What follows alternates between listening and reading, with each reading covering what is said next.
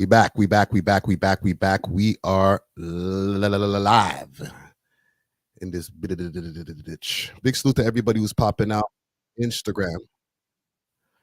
Big salute to everybody who's popping out on YouTube. Big salute to everybody who's popping out on what else? I got it on Facebook, I think. No, on Twitch, as well as the people who are popping up on Twitter, aka X. Fast Money RK. What up? Pop out. We're on YouTube live right now for the people who are popping up on my Instagram screen. We live, man. Let's get it popping. There's a lot of things to get to. The week has sped up as far as the news stories, man. Like Bishop, Big Bishop in the building. Salute to Bishop. Big salute to Foreign and Anita over there in the West Coast, breaking borders. Salute. We out here, man. YouTube.com/We Love Hip Hop Network for the people who are on Instagram right now. Let's get a conversation going. The link is in the chat for anybody who wants to join the conversation. You could join with video or without video if you want to. Big salute to Blitz Craig in the building. Big salute to BJ over there in the West Coast. E3 Entertainment. Gucci Gang. That's gang over there popping up in the chat over here. We got a lot of things to get to. I'll give you all just a quick sum up of some of the things I have on my list here, and y'all can throw some topics in the chat if y'all want me to react to certain things here. Kendrick Lamar and the bots. Let's go and divulge this whole thing. Is it true? Is it fake? Let's figure it out. Montreal rapper Cupidon has been sentenced. For the people who don't know who Cupidon is, he's been doing this thing for a while over there in MTL. Representing the whole Montreal rap scene. I guess you would even put him under the drill rap category. So big salute to Cupidon. Dougie B steals from fans. The Toronto immigration problem or issue. Let's call it an issue. We don't want to call it a problem, but let's call it an issue. The Toronto immigration issue. We'll get into that. I'm going to go surf through the Reddit as well. We got a lot to get to. So pop out. Big salute to Louis. Yo, what up? We out here. YouTube.com/We Love Hip Hop. Let's get it. Let's get it. Let's get it. Let's get it. So for the people who don't know, who are not subscribed, it's your boy Friday Ricky Dread. You know what I'm saying? Big salute to Down to Earth popping in the chat here. Franklin Frazier, who's in the chat from earlier. I want to do a little bit of housekeeping before we get into any of the proceedings that we have to proceed with today. First of all, I want to give a salute to the sponsors. Big salute to our main sponsor, Diamond Club. All right, Diamond Club got some of the best loud edibles, all the different things that you might need for your 420 needs. Hit them up on their Instagram page if you need some of that delivery. Diamond Club _Canada. You can also find them on the 7 Days of Weed website. I'm talking delivery across the GTA and across Canada. Okay, so for your people on the West Coast, on the East Coast, get yourself some. All right, Diamond Club _Canada is the Instagram, and you could use the code We Love Hip Hop for a discount. Also, if you need some of that blem, grab some of my blem. Steaming Hot Grabber. Big salute to Steaming Hot Grabber. I got a grab a shaker here. Specialized grab a shaker with the We Love Hip Hop boys on the cover. Get yourself some if you want some of that hot grabber at Steamin' Hot Grabber on Instagram. Okay, Steamin' Hot Grabber on Instagram, and you could also use the code We Love Hip Hop. Get yourself some of that delivery. Gonna continue here with some more blessings that we got here. Big salute to Gas Packs. Linked me up with a nice bag of this loud over here. They handpick their cannabis to make sure it's the top quality for the smokers.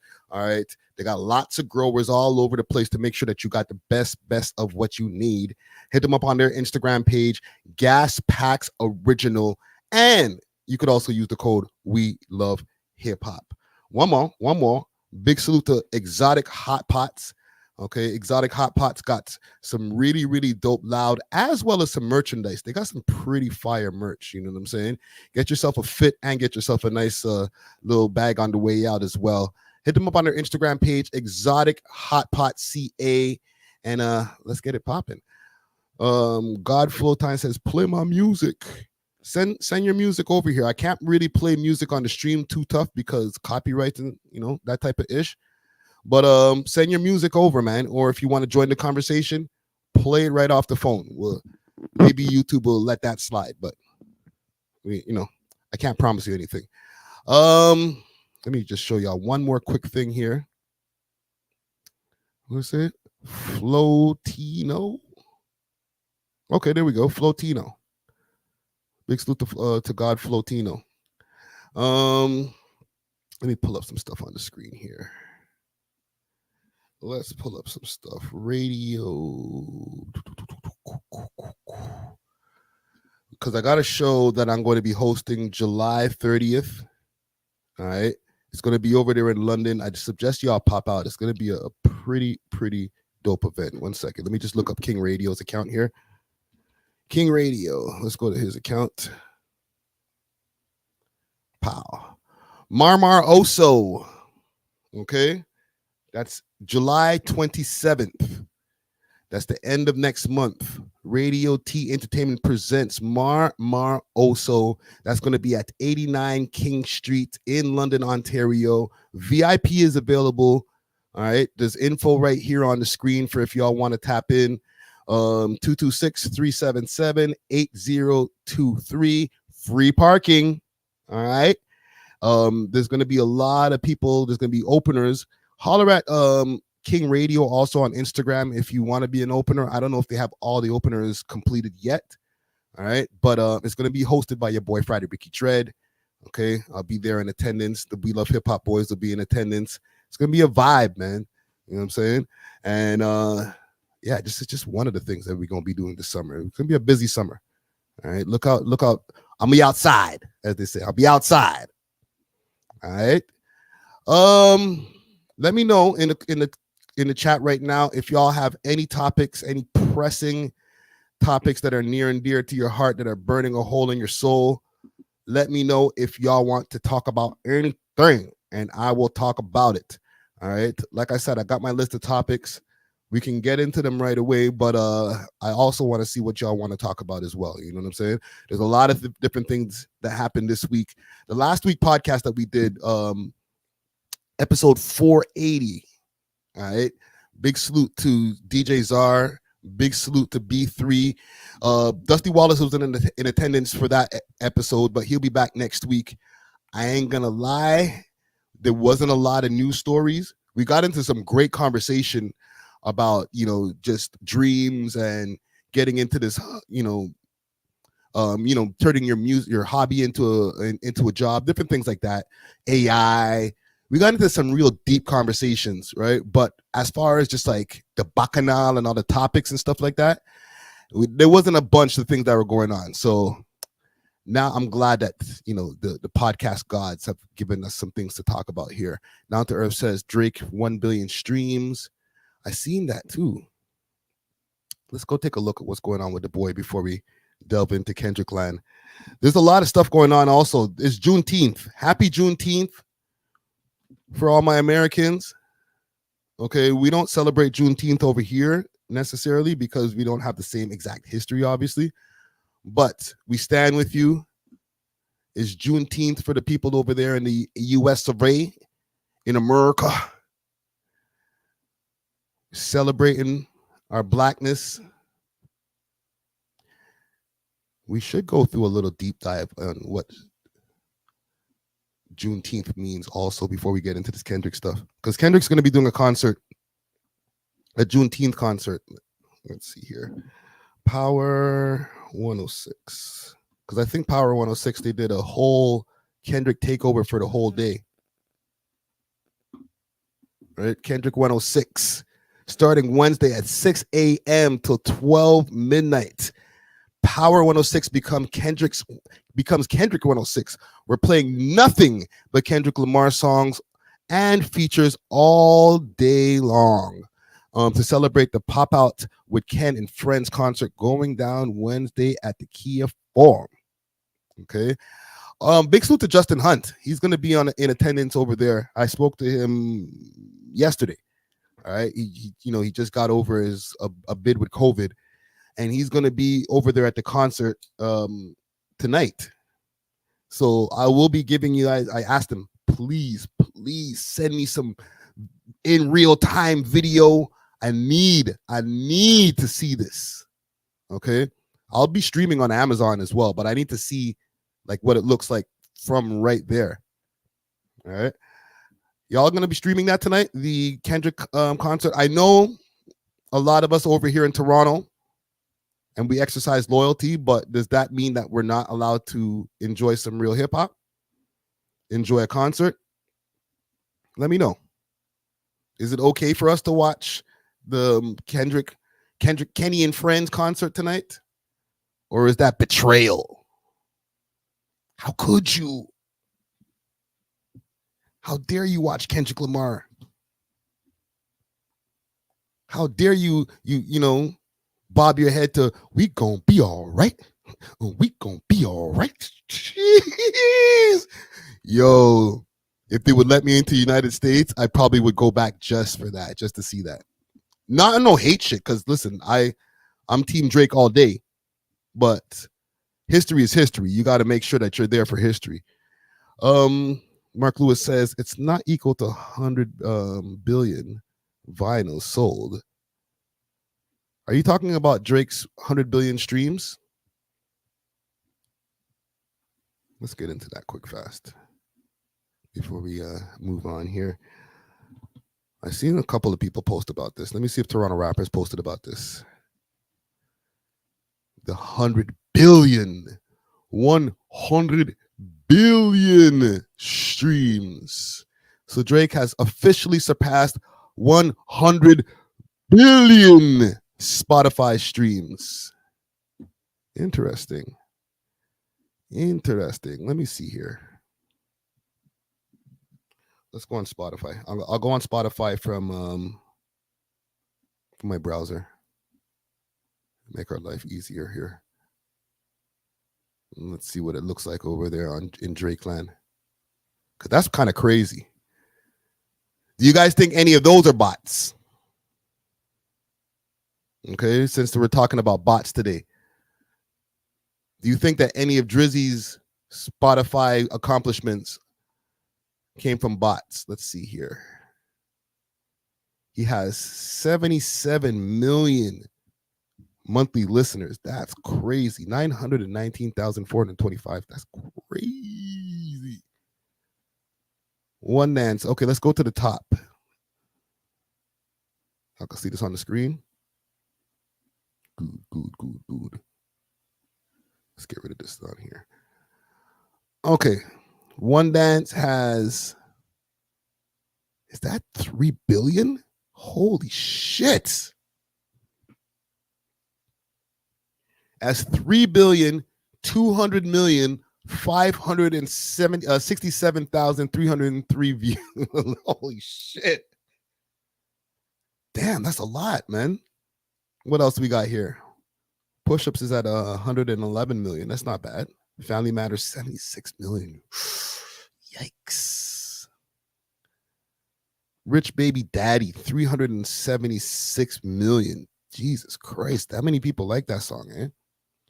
Wow. Passion Fruit, 1,629,556,647 streams. That's insane. And what else is the highest one next to that? I guess God's Plan. So I guess it's 3 highest ones to make up the bulk of the streams. Is God's Plan has 2,533,000,000 streams, and One Dance. That's wild. Do you guys think any of these are attributed to bot culture? Let me know in the comments. Jim Rogan says, bro, Drake's been the bot master since Scorpion. Y'all reaching yet again. Who's reaching? I didn't actually give my opinion on whether Kendrick is actually using bots or not. Okay, I seen it floating around in these internet streets. They're saying that the boy Kenny's using bots. Let's explore. Let me go up on let me open up a YouTube page here. I think DJ Academics was covering this. Actually, I know he was. That's where I caught this information from. He was actually talking to a gentleman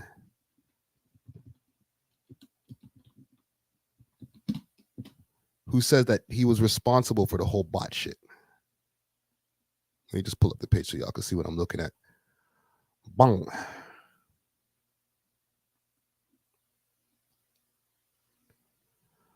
Okay.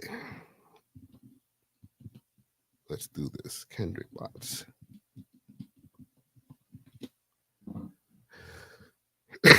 So, Academic speaks to dude alleging he helped fake streams for Kendrick Lamar, Not Like Us. And what else is in the title here? And got threats. Ooh. Hello? Big Ack in the building. I'm hearing What's echo. up? I'm hearing the echo. Is this what I think it is? It's like an hour. Yes, this is who you think it is. Hour and 45. Okay. Gang, trust me. All right. I'm here. All right. I don't hear the echo anymore. Okay. Well, first and foremost, welcome to my stream. We're about to explain in a second who you are, but by the way, I didn't set this up, chat. This fell in my lap. Okay. Pause. But today is Kendrick Lamar's 37th birthday. I want to wish him a very happy birthday.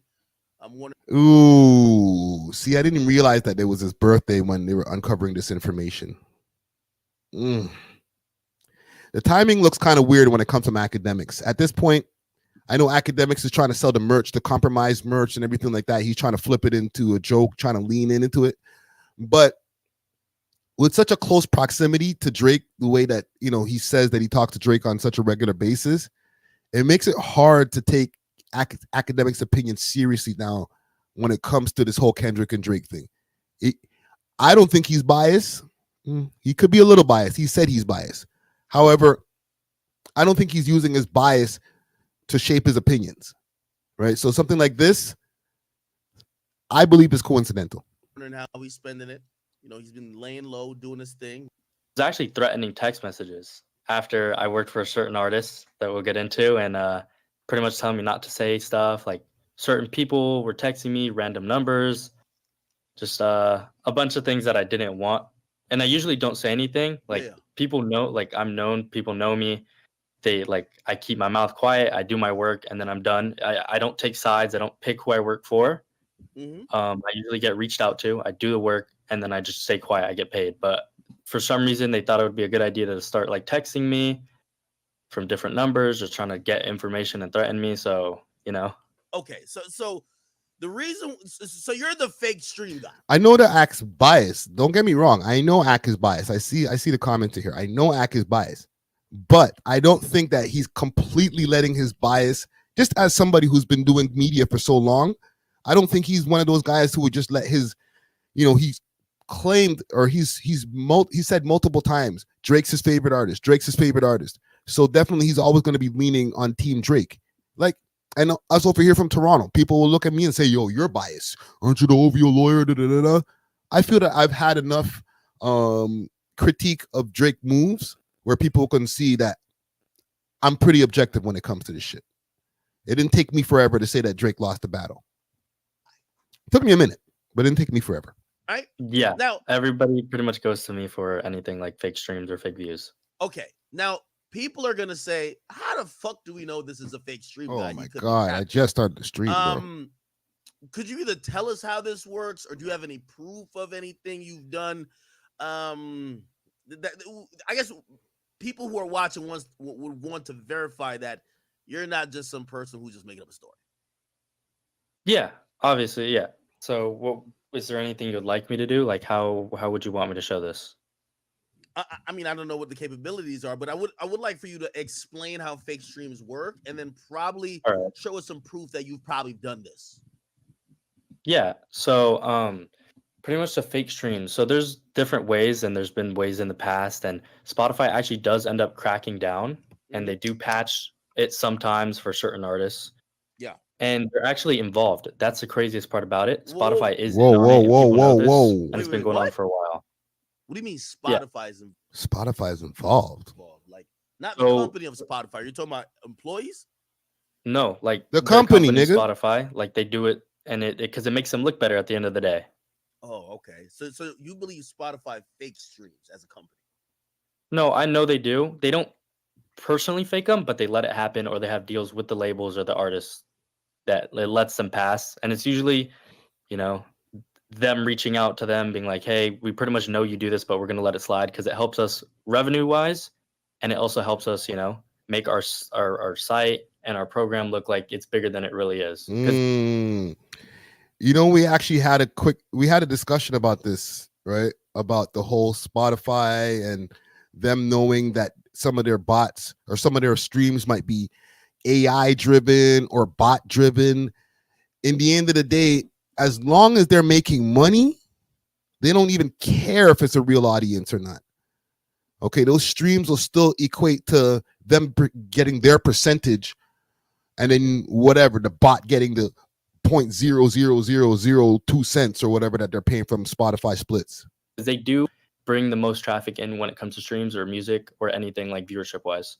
Okay, now I gotta keep fact checking you here because, and also I had a very lucrative contract with Spotify when I did a podcast there, and also us separating. We've been very. All right. What I'm saying? Well, that's what I meant for smaller artists. Yeah, and they do reach out and they do keep track of when they reach out. So hey, if something happens, they could be like, they could show the proof. Like, hey, we did end up reaching out to this person. Hey, we did ask them about it. Hey, they denied it. Hey, they said they just didn't give us a statement. So they keep track of all that. And listen, don't get it twisted. And I don't mean to keep on stopping the video. I'm not here acting like Kendrick bought bots. Oh my God.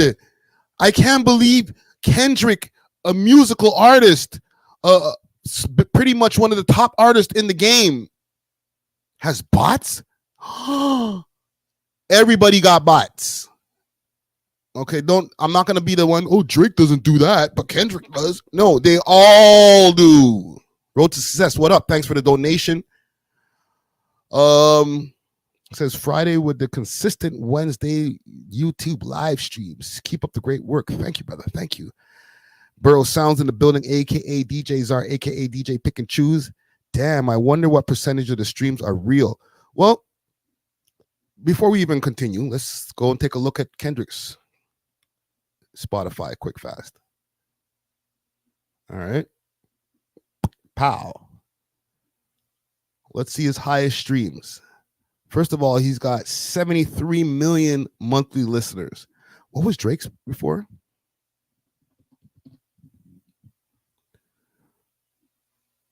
What is freaking jailbird Justin Timberlake popping up? 77 million. Woo. Niggas is neck and neck right now. Pause. 73. I didn't realize Kendrick was that close to Drake in streams. That's crazy. Burrow Sounds, aka DJ Czar, wants to know, does Apple do it too? Of course. They all do it. I can't say they all do it, but to me, Spotify, Apple, just those two. Those are the two main ones. That's like Rogers and AT&T or whatever Rogers' competition is over here. I don't even think they have competition here in Canada. But that's the main shit. So you're always going to expect some kind of foul play at the top. Let's see what he got. Not Like Us has 352 million streams on it. That's relatively new. So Euphoria, 177 million. Low-key, these numbers are not that crazy. All the Stars, 1,646. Don't get me wrong. These are crazy numbers. I'm talking about in comparison to Drake. All right. I wish I had 100,000 streams. All right. On my music. Money Trees got 1 billion. Humble did 2 billion. Love has 1 billion. Okay, so I don't know. It might be a little reaching. Let's continue this video here. Might be a little bit of a reaching violation. Okay. All right. So give us an explanation. Like how does the process go? So, okay, a label or an artist hits me up. They say, hey, we're doing a release this day. We want this many plays, and we want it to happen this fast. And then I'd go into my software, and then I'd put in, like, I could either do it manually, or I could do it automatically. It depends on how they want it, or if they want it to look a certain way, if they want it to be from a different country. If the artist is from, let's say, the US, I'll do US based streams.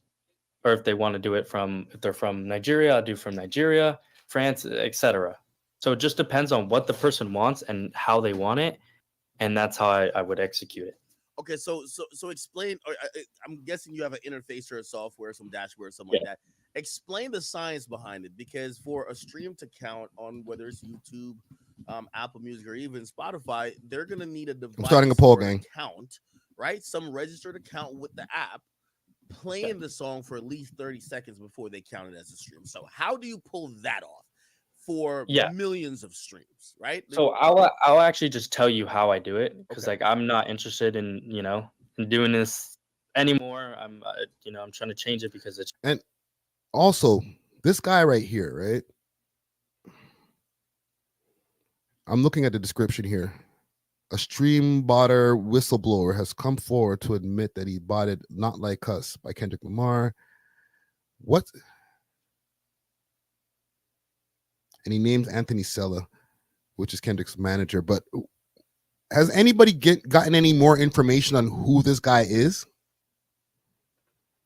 This guy could be just randomly calling in to academics, even though, like, I'm sure Ak has done a little bit of homework before, just, he's vetted this guy before getting him on the phone. However, you never know. It's just not worth it anymore. Some people are really, really good at the okie doke. For me, as as an employee, as somebody who's doing this for a while. So there are many ways to do it. And one of the ways recently you've been able to do it, so what you would do is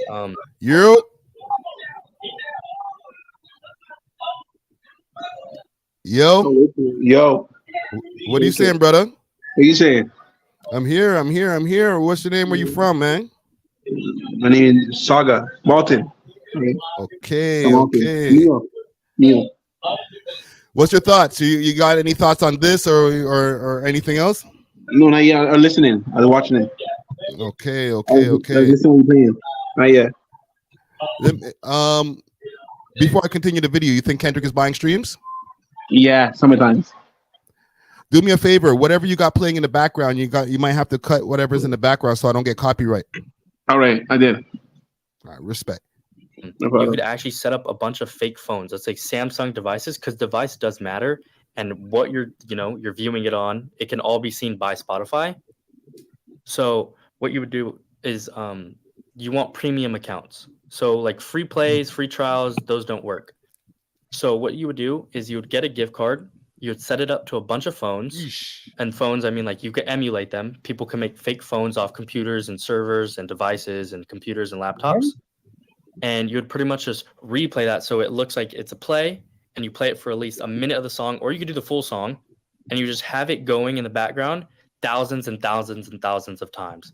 So you can't do it all at once, because obviously it wouldn't work like that, or it's too much, or it's just really not possible. That's why people like to do plays slowly, and they do them at a certain time. Let me ask you something, brother. You make music? Yeah, I stopped doing it. Twitch people, everybody dissing everybody, right? Everybody hate on everybody. Now, with this music shit, right? Yeah.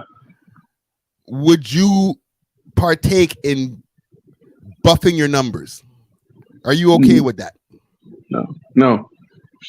You gotta earn it yourself, right? You gotta try to be your own fans, right? Like Drake, like you said about Drake earning fans, right? Not necessarily. Because we're acting before he started singing, he was acting already, right? And then he started singing, and all the fans, the girl loved him already. The girl liked him already for a long time. Yes. However, Drake being part of the music industry, I think everybody in the music industry uses some kind of bots, paid views, something to buff up their numbers. Yeah. Right? Me too. I do the same thing. I agree with you there. If you're signed to a major label, yeah, they're gonna do it to you too. Yeah, to make you go higher, right? Yeah, you don't even know it's happening. Yeah, but you're right. Yeah, you know what I'm saying? Yeah, you're right. You're completely right. Well, there. Yo, fam. So what? You stopped making music?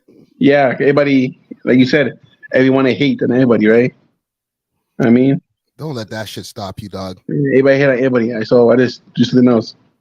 I do animals now. You know what I mean, I stick to animals. Okay, you Yeah, I do horses, right? So I stick, they don't talk back. What do you mean you do horses? I like ride horses. Clean that up. Clean up. I like ride horses. There you go. Okay. Yeah. Well, listen, man. Plug your Instagram. Let the people know where to find you, brother. Sure. Yeah, Neil Davis at Instagram. Okay. Salute to you, brother. You too, bud. Thanks. Bless. Big salute to Neil Davis, man. Hold on a second. Get him out of the studio here. Big salute to Neil Davis. Let's continue our video here. It's hot. You need the air conditioner over there going on, bro. It's hot as a mofo. Hold on. Let's continue our video. Certain rate. But yeah, what you would do, so to do the premium method is what people have been doing recently, is you would get like a gift card or like a prepaid or something. You would sign up for a free trial with it, and then you would connect that card to multiple accounts or different cards to multiple accounts, and you would get it playing in the background. So the phones are technically on a premium trial, and they're actively listening to the song for more than 45 seconds. Yikes. And that would count as a play. Oh, okay. And it also depends on where they're based. Yikes. Hold on. I want to see if he actually... There's a part in this video where... Making money. I have like fucking... I've made mid 7 figures. Like, I'm touching crazy money. But then again, if somebody's going to come threaten my life, why does money matter? Why do I care? Okay, so they're saying He's he's getting threatened. Streamer, they hit up an agency to deal with that. Now, Yeah. because because I don't believe that PG Lang is threatening you, I'm then saying, when you come on the stream, you mentioned the song, and obviously everybody knows PG Lang and Kendrick Lamar. It appears that they are threatening you, but the most likely option is that you're being threatened by people associated with the third-party agency. Why not name them? Because you're clearly naming Kendrick and his team. Yeah. Why not name the third-party agency that clearly wants to get you killed? Because the way I was paid was very unusual. Let's say they did pay the third party act, right? Correctly. Why was I sent the money directly? Maybe the third party said, here, send this amount to this guy. So again, I was paid directly from them. As you saw, it wasn't a third party. It wasn't an LLC who paid me, right? Have you ever worked with this third party before? What? That third-party company that solicited your services, get him, Mac. Have you ever worked with them before? No. Okay. I haven't. I've had connections with them, but I've never actually ended up working with them. So it just was like one of those things where I was like, oh, first time, like, yeah, we could build Ac's not buying it. A good connection. We could keep doing this. Let's run it. Let's make money. Let's have a good connection, and let's do more stuff in the future. Okay, now that complicates it, right? So that gives me a little bit of cause to pause, because from what you sent through your bank account, like that video of whatever you logging in and me seeing that 2,500. Yo, what up? Just chilling, man. What are you saying? Oh, by the way, before I continue, road to success. Big salute, big thanks for the super chat right there. What's your name? Where you repping? I'm Paul from Scarborough. What up? What are your thoughts? Do you think Kendrick is buying bots? Listen, everyone's doing it. All right. If you're not cheating, you're not trying. Let's be real. All right. If Drake was doing this, we would have been applauding him right now, taking every advantage possible. So why are we harping on Kendrick? Let's be real here. So what are you saying? If this was Kendrick, somebody calling in about Drake, we wouldn't care? Yeah, listen, we give a pass to the boy. And like, if he was taking advantage of this, trust me, everyone would have been hyping him up. Because Kendrick's doing it right now, that's why we're getting at him. But like I said, the whole industry's cooked. Everyone's been doing this. It's nothing new. What about independent? Do you think a lot of independent artists are buying? They don't have the resource. Yeah, if you don't got the resources, you can't. It's a lot of studio. It's a lot of money. You don't think Lucian's on Drake's in Lucian's pocket? Like he would take that advantage in a hot minute. Trust me. This is just a lot of cap. I don't trust this guy who's talking to academics. He even says on the stream that Drake never does it. That's just a whole lot of cap. I feel that even if you look at like Google ads, that's sort of like buying streams. But it's not. It's like it's an official way of doing it. It's a quote unquote legal way of doing it. But it's still buffing the numbers. It's not organic. My thing is that it's going up in the clubs. Chris Brown is dancing to it. This shit, it's organic. You can't deny that. Like if this shit wasn't playing in the clubs, not hearing in the radio, obviously in the city, I don't know. I haven't heard in Toronto radio, but I know in America they're playing it up by the hour. Yeah. So that shit seems. I don't want to say it's fully organic. Obviously, there's some nefarious things on the back, but it's going up. It's going up down there. I got family in Detroit, and they've been playing it every hour, and they're fucking with it. So yeah, I'm calling a whole lot of cap here. But like I said, everyone uses bots. It's an industry thing, and Kendrick might not even have a say in it. People behind him is probably doing it. True. He might be like, yo, I'm just uploading my shit, just trying to get at this guy. Whatever you guys do afterwards, I don't know, and I don't care.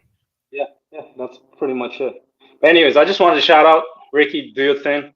I've been actually watching you since the real Toronto documentary. Jeez. I remember you back then. So keep it up, man. You're the only one doing it here for Toronto. So do it up. Thank you, brother. You want to plug anything? Any social media, anything before you go? Give you a shout out and just call. Like you gotta keep it a bean with Toronto. Like I know it's Drake's our boy, and we gotta have his back, but can't be blind. You can't be blind. You gotta call cap on certain things. So that's why I'm saying like everyone does this. Drake's part of it. The industry's cooked. If you don't think Lucian is helping Drake, you're out of your mind. Yeah. Listen, man, you spoke from the chest, bro. I ain't mad at you, man. I just wanted to call in and say that. Anyways, do your thing. I gotta get back to my work. I'll keep listening. Salute to you, brother. Salute to him, man. Yo, he came through, spit the reel, and kept it moving. Yeah, everybody's guilty. Everybody got blood on their hands. That was zelled by someone from Kendrick's team. Right. So yes, that's what I'm saying. It was like a direct payment, and they knew what they knew what they were paying for. I mean, it's kind of clear they probably said, I'm gonna do a quick Twitter search at the same time. This is what we're paying for. This is how much we're gonna pay, and here's the money. That's just how I see it, and that's how it went. Maybe you see it a different way, but that's how it happened. So are you blaming Kendrick's team, even if you don't know necessarily if it's from them, for the threats on your life? Because you were paid by them. Okay, so that's what it is. Yeah, I'm not saying it's. I'm not gonna sit here and say yes, it was them. Go get them. Okay. I'm saying, hey. So this guy, I guess, is allegedly, that now that these guys are threatening him. See, this is why I might have to call a cap on this too. Let me see what the poll is saying over here. I started a poll asking, is Kendrick Lamar buying fake streams? 62% says yes, 38% says no. I think I want to change this question. I'm going to change this question for real. All right, let's stop this poll here. 50%, 57% now is saying yes, and 43% is saying no. Let's change this. Let's spread this and be more objective. Let me word this right. Is everybody buying streams? All right. Because if Kendrick's buying streams for the little amount of streams that I'm seeing, what I showed y'all before on Spotify, was it really worth it? Like, Drake still got more streams than this nigga. So does it really matter? And big salute to Road to Success once again with the donation. Y'all could do the same. There's definitely a donations part, are as you could see, appreciated. you know, you see like, Thank yeah, I ya. could see how that would be an issue. All right. So let me ask you this question. Now you sent me the video, right? Yeah. Why not just say the nigga who sent you the money? Like, it's clear you're not gonna work with this guy anymore. Like Yeah, the thing is, they do know who I am, and it's just more for my safety. No, but you said your safety is coming on the stream and making it loud. Say the nigga's name. If you trip, call the you name. gonna get that nigga locked up. I mean, that is true, but I Say don't the know, I'm really name. uncomfortable. That's just how I feel, and it's not because like I want to ruin their name, I want to bash their reputation, but that's just how I feel. We want action, bro. What's the And name? it's more like I'm making it public because like it was more just for my safety, and it wasn't me trying to expose these guys. It was more because like now I want them to know like, oh, like this guy, he can say something. It's out there. Brother, but I also don't want to ruin a brother. relationship with that person or the people around. See, me. now you tested Axe patience. Mine too. You make your money. I get it, but why do this then? Just why do it, right? Like if you're only caring for your safety, if you're trying to be safe by coming on the stream, the only way to be safe is say, yo, that guy right there, like when Meek Mill said he was going to come to my house, I had to make it abundantly clear, hey, you heard what Meek Mill said. Anything happen to me, it's Meek Mill. Robert Rameek Williams, lock him up for life. That's how you get out when people... Honestly, bro, I mean, like, you are right. And then again, fuck it, bro. It's like, at this point, like, I'm fried either way, right? Fuck it. Talk the name. I mean, let's just not show the screenshot. I'm not showing it, but I got it. It's just because, then again, if you show that, it's like, it always... Bro, you're pissing me off, man. Just give us the name. comes back to me, and then again, like, you know, I have a certain amount of money that I just... Earth, what up? For my age, the amount of money I have is, like, kind of sickening. I don't want to risk that and then me end up getting robbed or me end up getting shot by somebody else who isn't. I'm not trying to affiliated post your with bank account, brother. Just speak your truth. All right, fuck it, bro. It's Anthony Soleil. Let's go. I'm crashing out because, like, this is for my safety. This is how I feel. That's who paid me. Not saying I was in direct contact with him. That's just the name that was on the account that I got paid by. And that's how I feel. And yo, y'all think this guy's capping? Let me know. Put a cap in the comments if y'all think this guy's capping. All right. If you don't think he's capping, in, I don't know. Put a Drake face or something. I don't know. And I'm scared, obviously, bro. I'm not of age. I'm young. I'm underage. I can't do certain things. I'm scared of people, bro. I do online shit. I'm not a shooter. I quit reading the pictures. I'm not a hitter. I got reached out to by people. I did this, and this is what happened. Here's what's stupid about this. He's acting like, I can't snitch. I can't say nothing. Oh my God, I can't say nothing. Bro, you're not a gangster. You're not a street nigga. Talk the Tingz, bro. Let me hear who made you do what, who paid you. This is my safety net now. I don't want to die, obviously, bro. I mean, I'm just how I feel, and this is what I had to say. This guy is on a live stream. There was probably at the time, because it was a late stream, there was probably a good 4,000 or 5,000 people in there watching the shit from different platforms, maybe a little bit more. Bro, from the time we're an hour in, you're not telling me that the people don't have any type of voice recognition to know, oh my God, the guy's talking. And it's stupid as fuck, because from the first 5 minutes of the stream, they were like, okay, the cat's out the bag.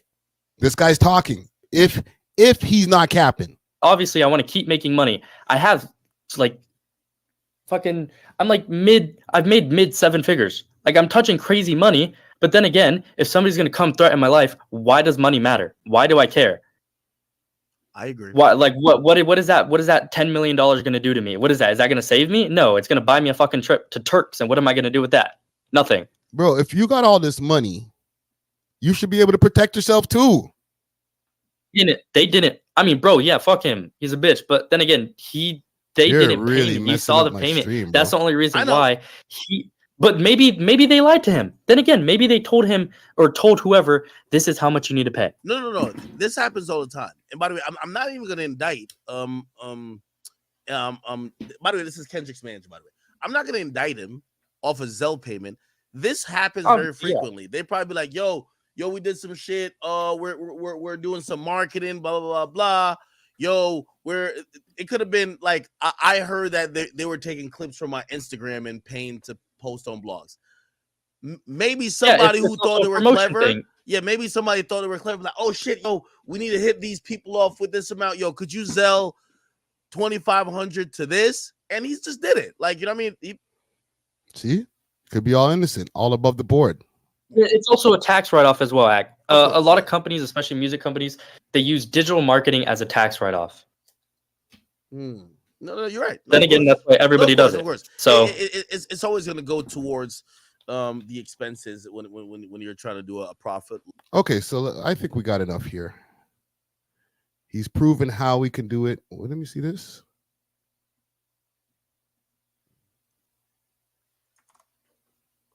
Right here. All right, just got it. Oh, okay. Here's where he's going to show how he could make a page. He makes a page shake. All right. He could take a page from a certain amount of followers and boost them up in no time. All right. Now, this right here, this is not just Kendrick. I've seen this happen in Toronto with a lot of pages. This is just an expose via Kendrick Lamar or what people are alleging Kendrick Lamar is doing, which I think everybody's doing. And this shows that it's happening on all levels, in my opinion. Watch this. Chat, should I use this or make a fake account? Because I don't like fake followers on my shit. Fake followers is like a BBL. Yo, you know I hate BBLs already. I don't like fake followers. Could you remove them afterwards or no? Do you guys want to go through Toronto accounts that I think have fake followers after this? Because we could do that. We could really go there. We could take it. We could take it there. Share the video, hit the like button, and we can go through some Toronto accounts who I think got fake followers. I'm down.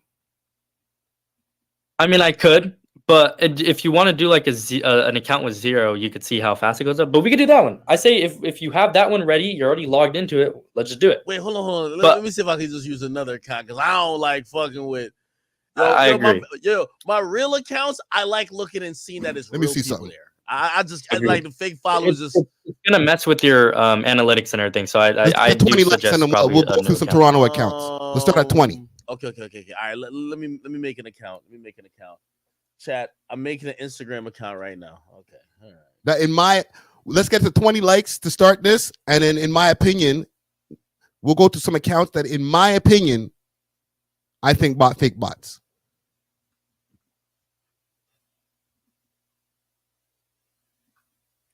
By the way, you could do this with like a song as well. Yeah, and the thing about Spotify, like they're really good at what they do, like hiding it. So what they do is they have it so it only updates every 7 days. Dude, they know what they're doing. What do you mean? It's kind of crazy. What do you mean it only updates every 7 days? Spotify views on the artist panel only update every 7 days. Like total. That's how long it takes for them to get put the viewer count out there and change the actual viewers for the song. It's about 7 days. Like if I wanted to, I'm not saying I will because this is fucked up. I'm saying like if a streamer's live right now, I could bot their viewers. I can make it go up. I can make it go down. I could same thing. I've been I used to do for a couple streamers on certain platforms that I don't want to name because I was told like probably not a good idea, but Big salute to Road to Success. Thanks for the donation. Yeah, and for Spotify, it's not a ticker that updates. It's like people are listening. You know what I mean? So that's why they give it a certain amount of days to update. Watch this. Let me see. All right. This is a mod thing. I have to make. So Axe gonna make himself an Instagram account so that he can. I'm like making a new Google. See how this dude does this thing. I can't see it, right? Oh, perfect. Okay, good. All right, good. I made a new account. I'm making this new Instagram thingy.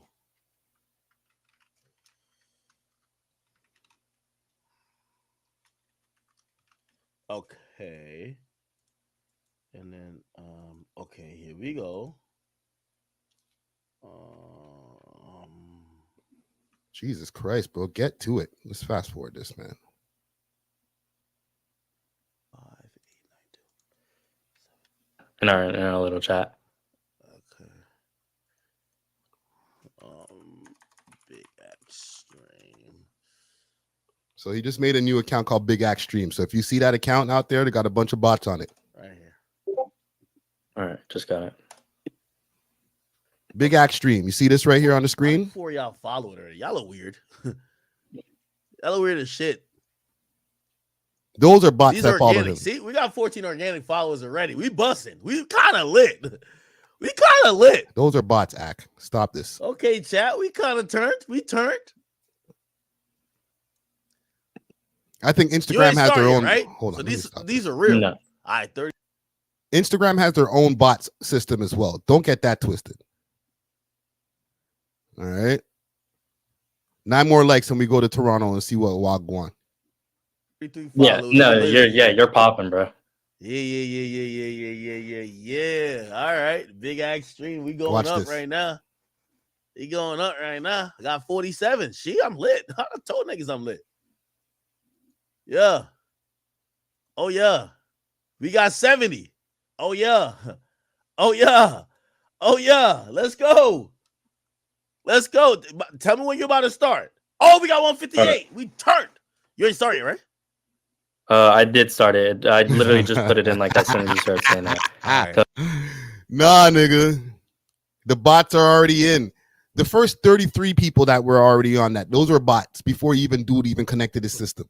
Oh, it should start coming soon. Oh, hell no. Watch this. 300. Bong. 346. Look at your notifications. Look at the accounts. Notifications. Let's see what's up. Zimmerman. Yeah, that nigga's not watching me. Nigga named Zimmerman is not watching. Oh, this is a real person. I think. Oh, is it? I don't know. Some of the accounts are made to look real, but they're actually not.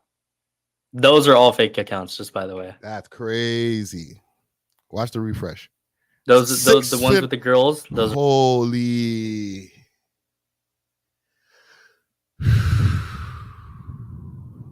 Dirty. are all fake accounts made by me and my bot to make it look like a real follower for somebody. Dirty. Madeline Stowe. Yeah, she doesn't know you. Dirty, yeah. Oh, these are fake. Let me see. It's a dirty game out there, gang. Okay. Yo, chat. I think y'all believe me. Like, I've never ever bought a fake follower ever. I don't know if I believe that. Let me see this. I feel like somebody's making barbecue. Instagram. Let me see if this still works. Sticks. I'm looking for something here, and I'll just show you guys what I have on the screen. I'm looking for something here that I used once upon a time for a short space of time, years ago. But I don't think it exists anymore. All right, just let's call this Instagram followers.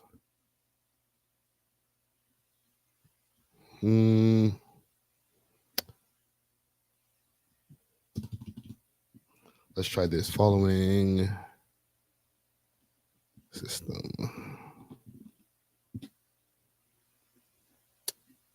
Yeah, they got rid of it. There was a program once upon a time that would actually get you real followers. But since then, Instagram doesn't allow third-party systems or third-party apps on their app, obviously. Hootsuite. Like something like Hootsuite, you're not allowed to use anymore. So I'll show you Hootsuite. And for y'all who are already in the know of this type of shit, y'all should know what Hootsuite is. Hootsuite Get all this cookie shit out the way, man. Hootsuite is something that you would use to basically do all your posting for you. All right.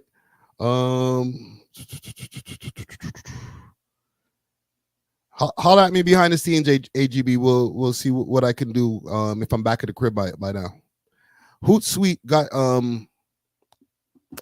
you can use it for Twitter. Let me see. 5 simple sites for Instagram. Okay, let's see here. If you want to be more effective with your social media, need a clear plan. Let me see. I think they've modified it now where it just gives you all of this information before. Right? You could optimize your Instagram bio and profile. So there's programs that are out there for this type of shit. Let's do this. Instagram bot follower.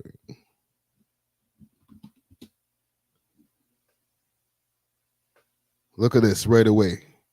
Kenji, the best Instagram bot. Boost your follows and likes. And I'm not going to put my Instagram address in here and mash up the thing. Let's see. No.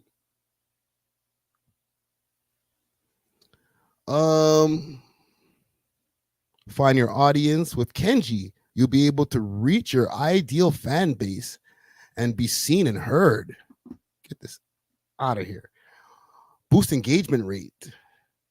Get more comments and likes from real followers every time you publish a new post on Instagram. By increasing your followers with Kenji, you will also get more story views. Okay? Y'all down for this? I want to see what the prices are. It's just, I feel like you have to log in a little bit more to, oh, there we go. Here are the prices. Digital influencer, $69. Cyber Social Pro. Okay. Hold on. Y'all ain't even seeing what I'm seeing on the screen. My bad.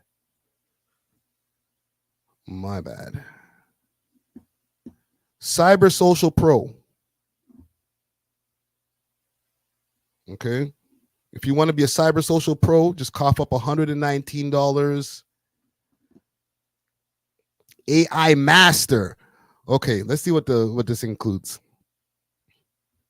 Okay. And just for y'all who didn't see what I was showing y'all before, this is the best Instagram bot.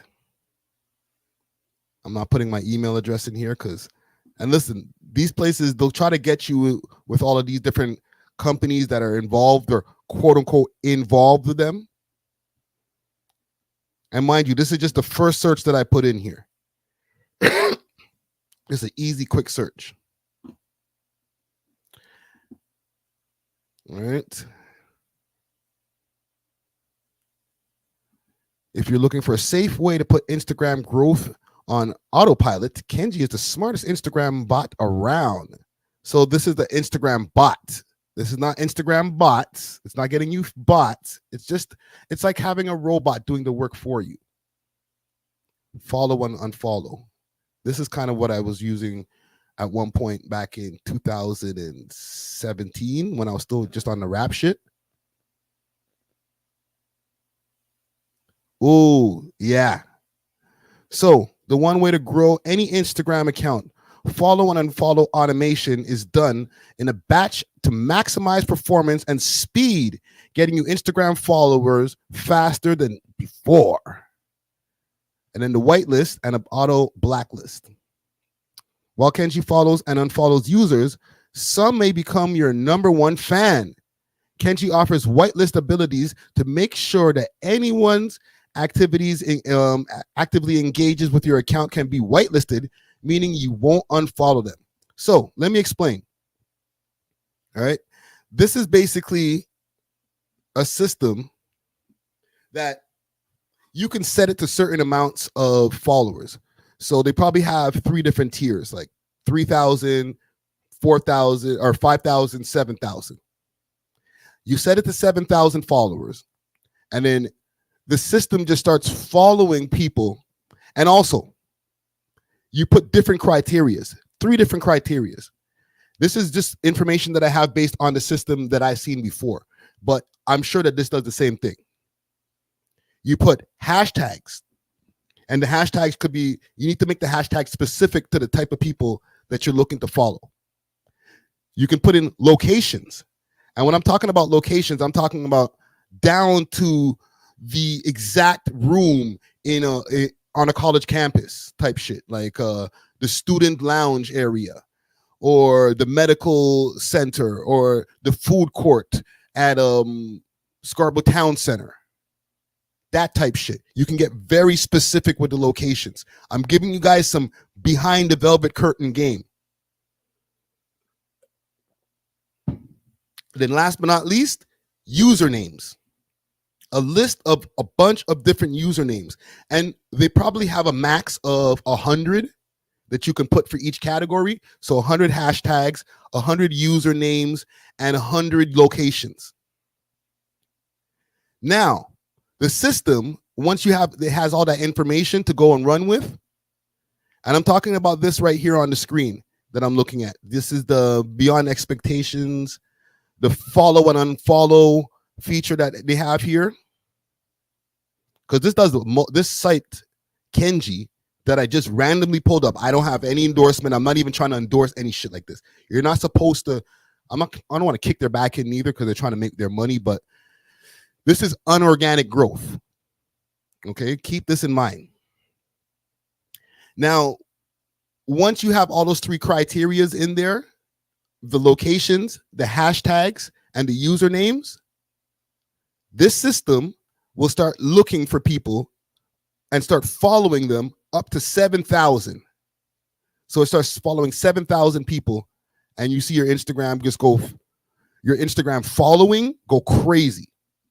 Now, the goal is for those people to follow back. And it does this for a certain amount of time. Let's say it takes about 3 days to get up to 7,000 followers. Once it hits the 7,000 mark, it starts unfollowing those 7,000 people. Now, in that process, some of those people are going to follow you back. So if you start seeing some of those people follow you, they stay very engaged with you. Oh, by the way, they also set up automated messages so that those people who do follow you back, they get an automated message that you can custom design to sound like it's in your own words. I'm giving you game of shit that really happens. All right. Now they get a custom made message from you, or quote unquote custom made message from you, saying, yo, thanks for the follow. Yo, wagwan. You can put it in any type of slang that you want. And now that person's like, wow, I'm engaged. As long as you keep on providing them good content on the page, they stay followed, even though you unfollowed them. And if you want to make sure that to keep them on the list, you put them on the white list. And then you have the blacklist for people who you don't want the system to follow. You could also set up different criterias. And I'm not talking about this system specifically. I'm just speculating that this system probably did the same thing as the system that I used before. Okay. Now, I'm giving you full transparency because in my Friday Ricky Dread page, when it was, I'm sitting on like 24,000 now. Okay. And I would say like 95% of that is organic, even probably 100% of it at this point. But before 2017, between 2016 and 2017, I used the system, a couple of different systems, and it did exactly what I explained right there. Okay. You could also in these systems set up only follow men, follow women, or everyone. Only follow people who have accounts that have a display picture or whatever, an Abby. There's different things that you can check off to make sure that, you know, you're not just following some random pages. And then the followers that this page will start following are actually real followers. Don't get that twisted.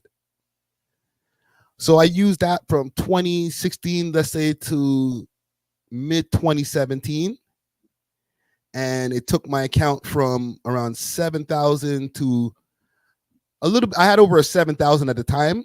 I used it until I got to about 10,000, and then I took it off the page. As far as the We Love Hip Hop page, that's all 100% organic. I didn't. Instagram, like I said earlier, doesn't allow or doesn't like third-party apps. So if you try to do any of these different things to your Instagram account, you can risk getting your account taken down. All right. I'm telling you this, but a lot of niggas won't be willing to tell you that they bought some or inorganic followers. I won't say fake followers because, like I said, these were real people that were following. All right. Like I have proof. Like I've actually like real proof. Okay. I won't get into that much details, but real proof. So like I've met the people in person. I'll just say that. Some of these people. Okay, that came through that system. So these different things do happen. Quick fast. If y'all want me to explore some of the Toronto pages that I feel, in my opinion, just in my opinion, and I'm not talking about blog pages, I'm just talking about artists, blogs, anything, right? That'll maybe buff the numbers slightly.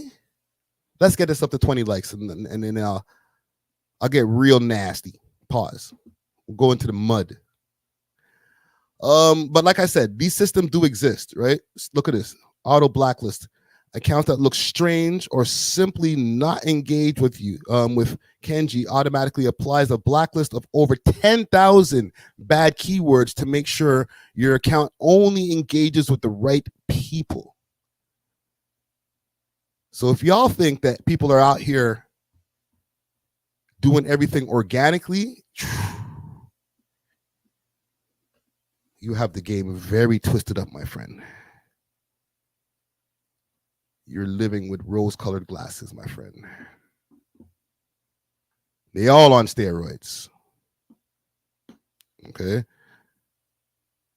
I don't think we have to worry about just Kendrick Lamar and stuff like that. Everybody's on the roids, on the musical roids.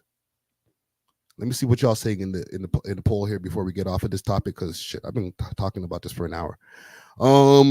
Is everybody buying streams? 68% says yes, and 32% says no. And y'all 32%, you're just trying to be contrarians. I understand. Your favorite rapper buys streams. It's okay. Let me just go to my topic list here. Okay. Let's move on. Let us move on.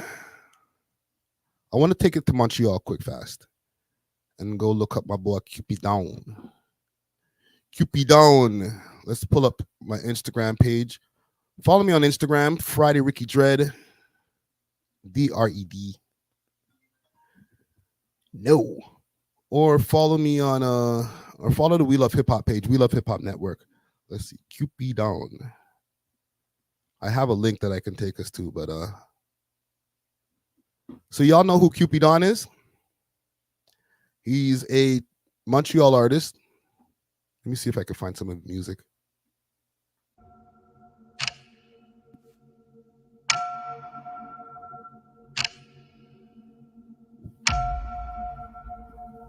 What's the caption says?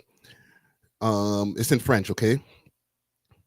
25th de janvier 2024 à 20h at 8 o'clock. Langue de sang. Langues de sang. So, Bloodlands? Interesting.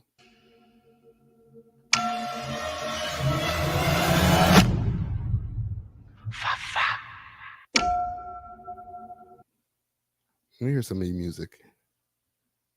And then we'll get to some of the legal issue that he's been dealing with.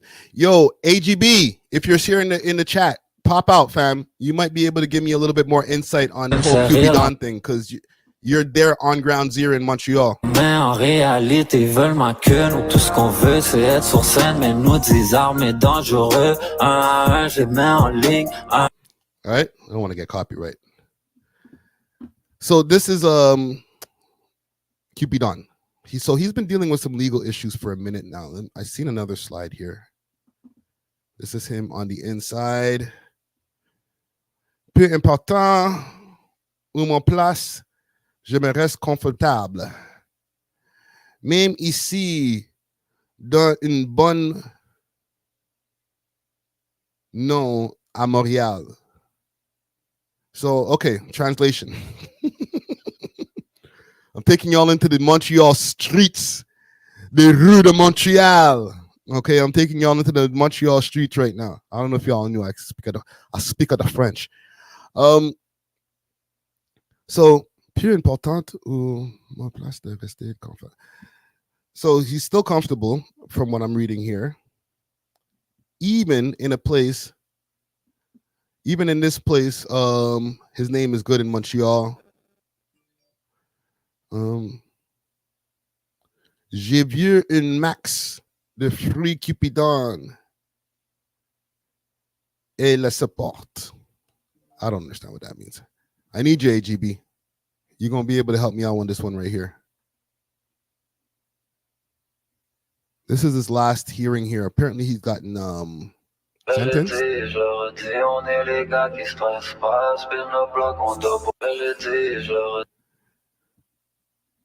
Let me see what if there's been any stories on him. Cupidon.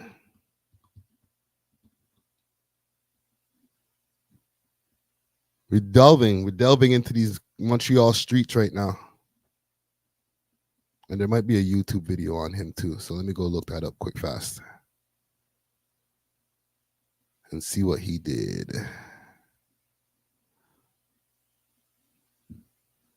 One second here. Let me holler at AGB as well while we're doing this YouTube search, because I don't know what they sentenced this man to. I'll pull up what I'm looking at on the screen here.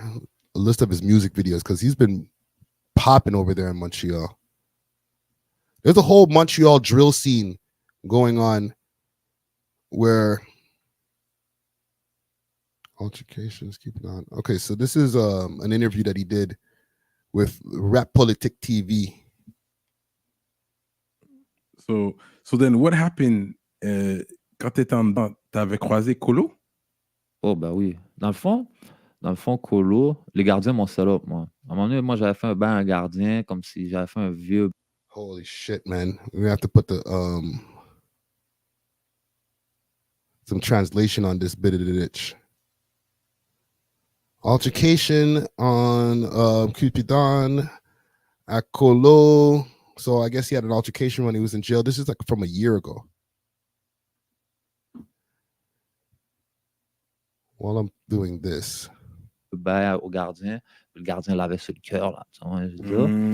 Puis moi, je me suis fait arrêter dans le Granby. Moi, la porte, le sac que j'ai fait, c'est à Granby. OK, far out. Yeah. Puis les gars m'ont délaté, là. Tu vois, les gars m'ont délaté. Moi, les gars, je pensais que c'était des gars solides, là, où j'étais. À Granby? Ouais. C'était des gars. Les gars de Granby. Bro, c'était des gars que tu penses que c'est. Bro, regarde. Tu verrais les gars, tu penserais que les gars sont solides. Let's do a deeper search.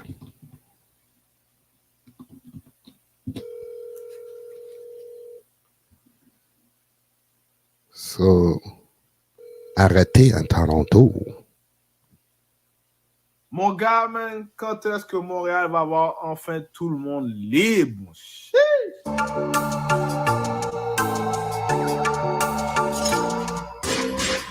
What's up, c'est la boy Stack Bud, aka Black Samurai. Oh, for you people who don't know, even with Montreal, because people are like, yo, are they going to speak English or are they going to speak French? The French people speak a mix of English and French at the same time. It's weird. It's not weird. Let me take that back, because I don't know if weird is like a bad word over there. It's different. Let's say that. Because hip-hop culture has infiltrated Montreal and just everywhere so much that the slang terms that the French people use in English usually are hip hop phrases, right? Yo, it's lit tonight. And then they'll go blah, blah, blah, blah, back into some French shit. Back encore pour une autre histoire. Oh, let's go! Donc, même, vous voyez déjà, vous avez vu la nouvelle, partout ça circule déjà, mais le boy, notre boy, nos rappeurs, le gars que j'ai nommé plusieurs fois lors de cette année, mais le gars que j'ai nommé le futur king de Montréal, Cupidon, s'est fait arrêter récemment dans la ville de Toronto, le 6. So he just said, you know, he's the king, he's the man, he's the future king of Montreal. Cupidon got arrested in Toronto. Pour une histoire d'armes à feu. On n'a pas tous les détails en tant que tel, mais on peut comprendre que c'est sûrement une affaire de possession. Camille, c'est blague parce que Cupidon, en ce moment-là, personne ne peut mentir sur ça. Nobody gonna lie. So he got hit for possession. Parce que Cupidon, en ce moment-là, personne ne peut mentir sur ça. Nobody gonna lie. Personne ne peut mentir que monsieur, c'est le top gars. Et si vous ne dites pas que c'est le top, he's one of the top. Parce que il sort des tracks chaque mois, chaque vidéo clip. He's just bigging him up. Give me more details. Yo, man. Et il est en train de péter les stuff. Là, c'est comme si ça brise la course, ça donne un frein. T'es comme, get, man. Combien de temps que monsieur va prendre? Tu comprends? Déjà, au moins, il a mis sur Internet, sur Instagram, c'était vraiment bien. Is that a video with TV Gucci? Sur Internet, sur That is TV Gucci. Instagram, c'était vraiment bien. C'est un bon message qu'il a lagué. C'était professionnel.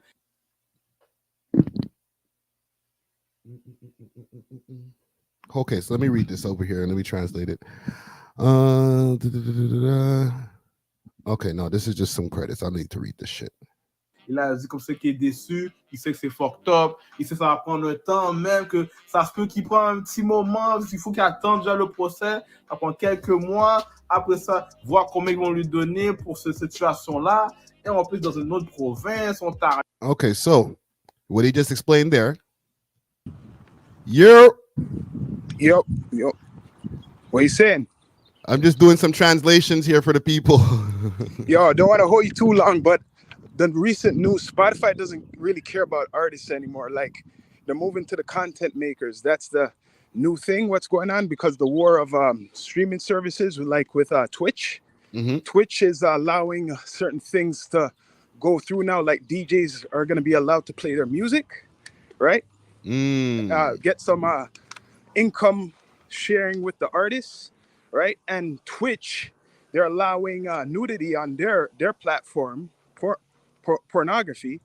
You could promote your cannabis company on Twitch. On Twitter. You can't do that on Instagram. You can't do all the stuff like what I just mentioned on Instagram. Well, remember, Twitter is just the wild, wild west. You could do anything over there, or X. Yeah, and Twitch, because of Kai Cenat's popularity, that's why the DJs, they're allowing the DJs now to make some money off of there with sharing with the artists. So what are you saying, that eventually they're not going to care about the music part? Yeah, Spotify now is more caring about like people like us, like the podcast system. They just came out with a new technology, basically a studio in your hand where you could do your podcast, you could do your TikTok, you could do everything right on your phone. Now, have they figured out, like, from your research, did you see any figuring out the monetization yet? Because right now, for most podcasts that are on there, we're not making money per stream. The only time you make money on a podcast is if they plug ads in between your episodes and stuff. Yeah, that's gonna all change. Basically, what I'm saying, I hate to be the bearer of bad news, like the music industry, because this AI and all that it's the death of it, unless it goes back to the physical, which I'm hearing it's gonna go some way back to the physical in another way, which I've been researching in the last couple of years. It has to be in a product. That's how artists are gonna be make their money, right? It has to be, with the QR code. It has to be in a T-shirt. It has to be in a mug, something.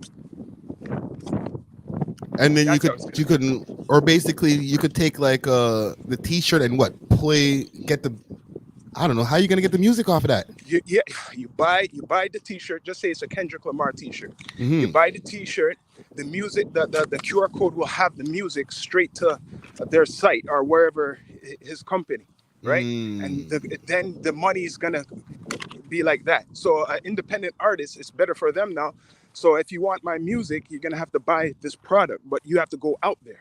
That means artists have to perform more in public, right? The ones who just want to stay on the computer, you have to put your product in like mom and pop shops. It's gonna go back to that, but not CDs. Yeah, because that medium is dead. Yeah. Yeah. So it's all changing. I'm telling you, like you could do all this bot stuff with the Spotify, especially Spotify, but Apple, I don't know for the normal artists. They're very tight. They're getting tight on a lot of stuff, Apple. But Spotify is like the wild, wild west, right? So what are your thoughts on this whole Kendrick Lamar whistleblower? Do you think it's real talk, or do you think that guy's capping? I believe that it's possible. No one's innocent. Like they want to blame Drake for saying this about Drake and that, but Kendrick has some skeletons in his closet too, I have to admit. And probably, all these companies do it. I was on Twitter Spaces the other day, and the the stereotype like all these Americans are going for Kendrick. No, they love Drake, and basically what it boils down to, they're saying a lot of Americans are split. They don't want to see a non-Canadian be the top of the food chain in the music industry. That's the main thing. That's the main thing, right? And they basically said everybody who's been a legend has a ghostwriter. That was their excuse. I don't know about that, right? That's a whole debate, dog, with the whole ghostwriting, because I'm kind of on that boat too. Not everybody who's a legend, obviously. There's people who've written everything that they ever recorded, right? Yeah. Like Eminem. I believe that his raps, he's written every single rap that he's ever done. Yes. Has he written every single hook? No. Right, and he would admit that, like he can't write all of the singing hooks. You know what I'm saying? Well, people don't understand studio life. If you're in the studio for hours and hours, and you have a couple of once in a while your brethren and they're MCs themselves, you're gonna take bits and pieces, especially like a group like Wu-Tang, for example. You have like 13 guys. Some guys write for each other. They're not telling you that, but it's a little bit different when it's a group, right? Yes, but what about Jay-Z? Jay-Z, he's the rumors of him taking people style jacking and taking people's stuff. So what do we call that? Maybe there's another name for that, because ghostwriting is when what I think someone's writing the lyrics on the on paper, and you're reading the script. Okay, so I'll show you an example, and quick fast. I just want to close this thing here. Big salute to Cupidon also with everything, the legal issues that he's going through. He's over here in Toronto. He's dealing with some legal issues from what I've been able to interpret through that video right there. So I just want to make sure to tell him, hold his head. When you're able to touch road again, let's get an interview popping, homie. I want to show you something here. Now that we're on the topic of the ghostwriting. Jay-Z feeling it. Oh yeah, I heard that one. Camplo. Yep. Yes. Let me see. I know if my I could, hip-hop, man. He done that a couple times. I want to see if I could find the story.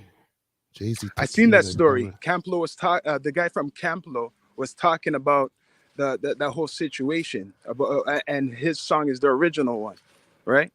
Sonny Chiba. Wow, Sonny Chiba from Camplo exposes Jay-Z and says Jay-Z used to mimic and imitate his rap style. Rap style, I don't know fully about that. Man, those guys, they fell off after Jay-Z blew up. How come, so if y'all work with Ski, Jay-Z was with Ski, how come y'all never did songs with Jay-Z? Well, I mean, he did Feeling It, and that was a lower song before time. You know what I mean? So that was y'all record? Yeah. And yeah. So it's a Camp Low Feeling It version out there somewhere? Yeah. Wow. You can look it up on YouTube. Oh, go look that shit up on YouTube. And I want y'all to type Doggy Diamonds No Filter brought me here when you do that. That's what they do. They No say Filter. I came here from that interview. Wow, that is dope. Doggy Diamonds. I heard that years ago, man. Like So go ahead. Ski gave him the record. Right, we gave that one up. He wanted Lucchini though. Oh, nah, you can't for get $7 Lucchini. grand. Oh, he's gonna pay. He's gonna buy it. Yeah, he was gonna buy it, but wasn't nobody Yeah, going for that. Ain't no sale. Yeah, nobody was buying that. He wanted Lucchini, bro. Mm-hmm. Dun, dun, dun, dun, dun, dun, dun, dun. And listen, for the feeling it, I'm delving into copyright territory right here.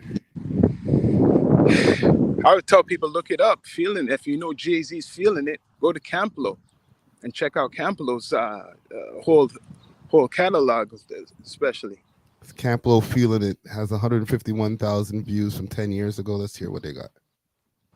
Maybe he owns the rights. Hit 'em all! Got my mind trouble. I strive to reach the top like John Perry on bubbles. Rotate to relocate to another state. To down on the place of glasses. My detonate the bomb in your ear canal, son. So pop it in your deck and then eject the foul ones. Geechee Grace, right here back, son. That's rich and another exclusive from. Okay. Same beat completely, obviously, but yeah. People are saying that he took the flow pattern. This is all coming up now, especially in America, because they're talking about now the creation of hip hop all again. That's the biggest news now. Who created hip hop and stuff? So I'm gonna delve quickly into this. 1 second. Let me just play 2 seconds of this.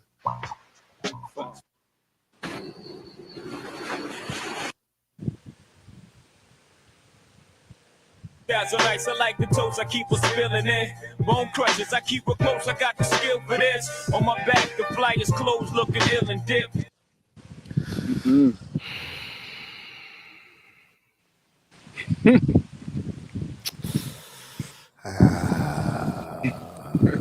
Sounds the same as that theirs, right? So everybody's guilty, fam. You know what? That's what's coming out now, right? Like a lot of people are guilty. So now, how do you redefine this hip hop culture? That's why I'm hearing like a lot of blogs and people, they're talking about who created hip hop, you know, about the fight about the West Indians, or is it the Puerto Ricans? You know, I don't know if you've been seeing this, right? But a lot of conversations going on about the creation of hip hop. I don't listen, man. That's the whole conversation I'm not even trying to get into right now. That's why this is all coming up, because of the ghostwriting and all this beef stuff. So people are digging into things. Why would they make that? Why would it turn into that conversation? Like, why does it matter when or who started it? Does that take away from who wrote what? You're right. I don't understand.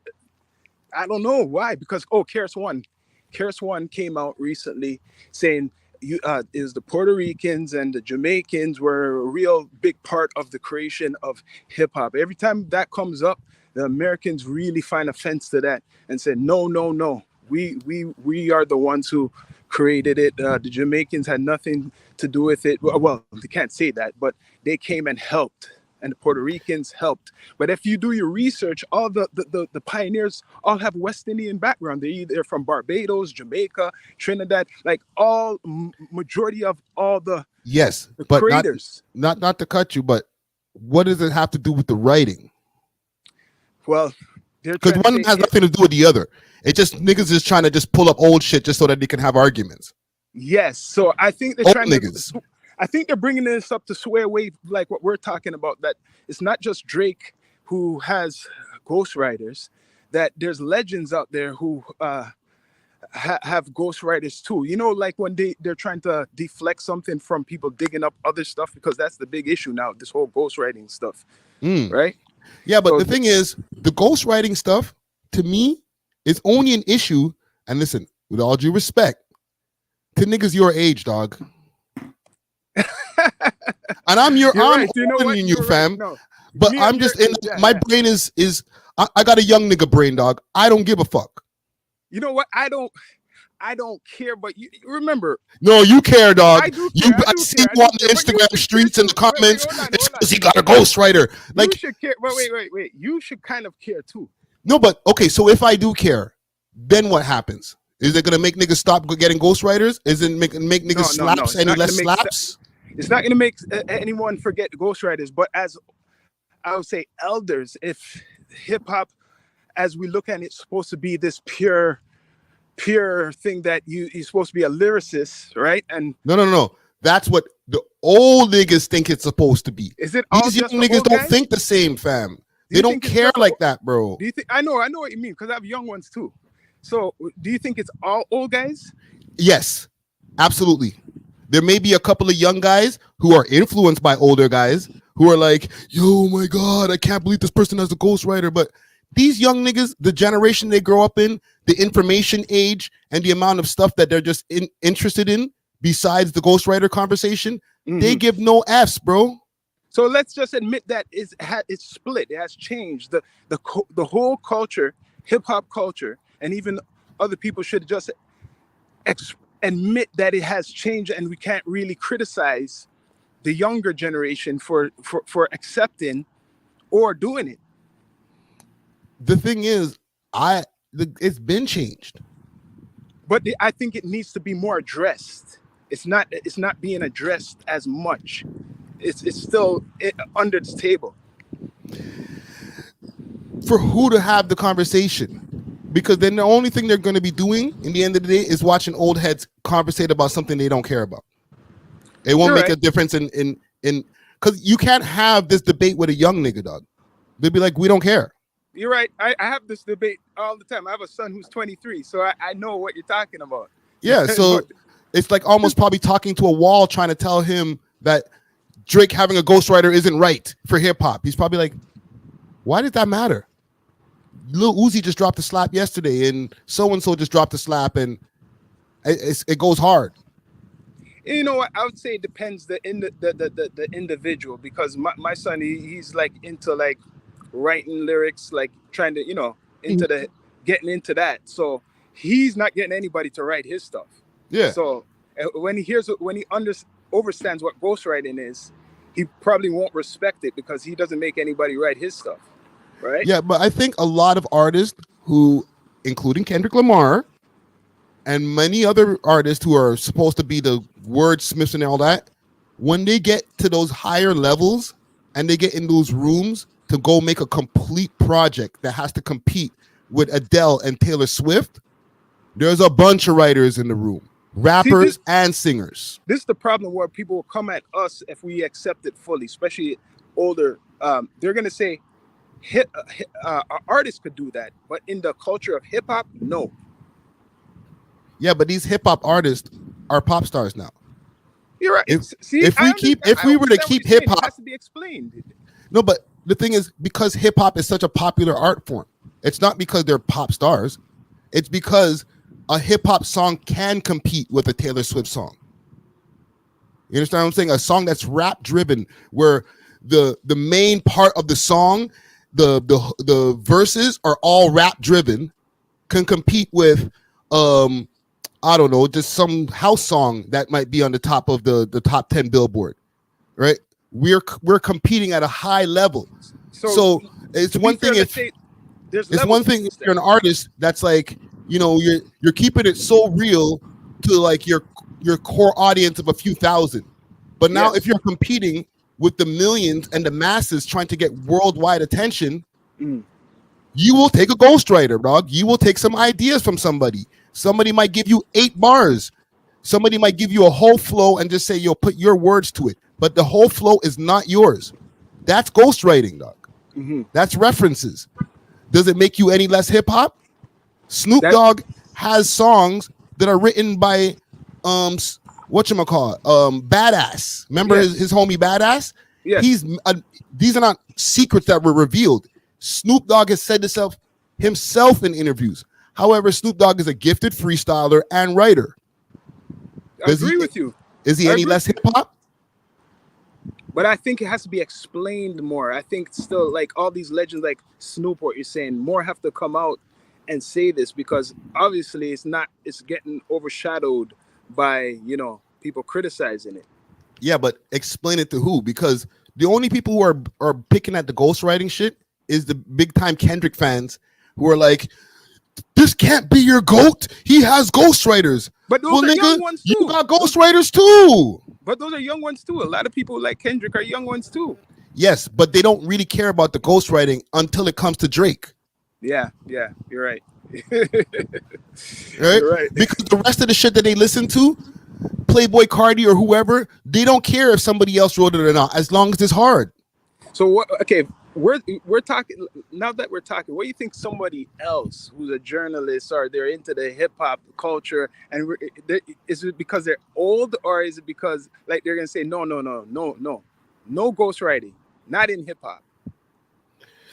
Then they would be lying to themselves, because some of their favorites from back in the days had some ideas, even if they didn't have a whole ghostwriter. Obviously, they had some ideas that came from somewhere else, and then that has to fall under the category.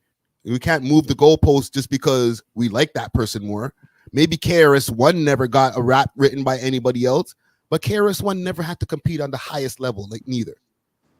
So you're saying when you reach a certain level, the highest level, that you're doing all these interviews, you're touring, you're doing all these stuff, right? Endorsements. You don't have time to be concentrating to be the most lyrical and write like 20 songs yourself. I'm sure even Nas got some ideas from other places. Yeah, you're right. Because even in other genres, it has happened, and they give them a bly, but not hip hop, right? Every other genre gets a pass, I notice, to be fair, in everything. But hip hop, we always have to be so-called pure. Because Bob Marley, for example, a lot of his songs was written by Peter Tosh. I just put it out there. You know what I mean? That's not a secret. But that's not a and secret. He doesn't get the credit. Peter Tosh don't really get the credit for a lot of those songs. Yeah, but the thing is, Bob's singing his heart out on those songs, but it doesn't necessarily mean that he's singing his lyrics.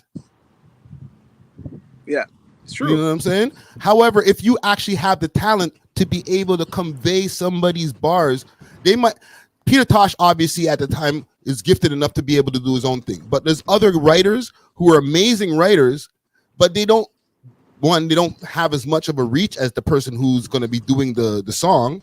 And two, they don't have that much of a connection. They don't have as much charisma, those different things that star has. So Let me give that person these bars, and they'll be able to let the whole world hear it. Because if I keep them for myself, only like 300 people might hear it tops. So what we're talking right now is basically explaining to a lot of people, but some people still won't agree.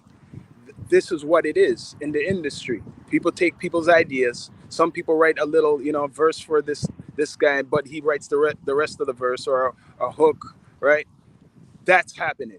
Let's be straight up. That happens in the studio, right?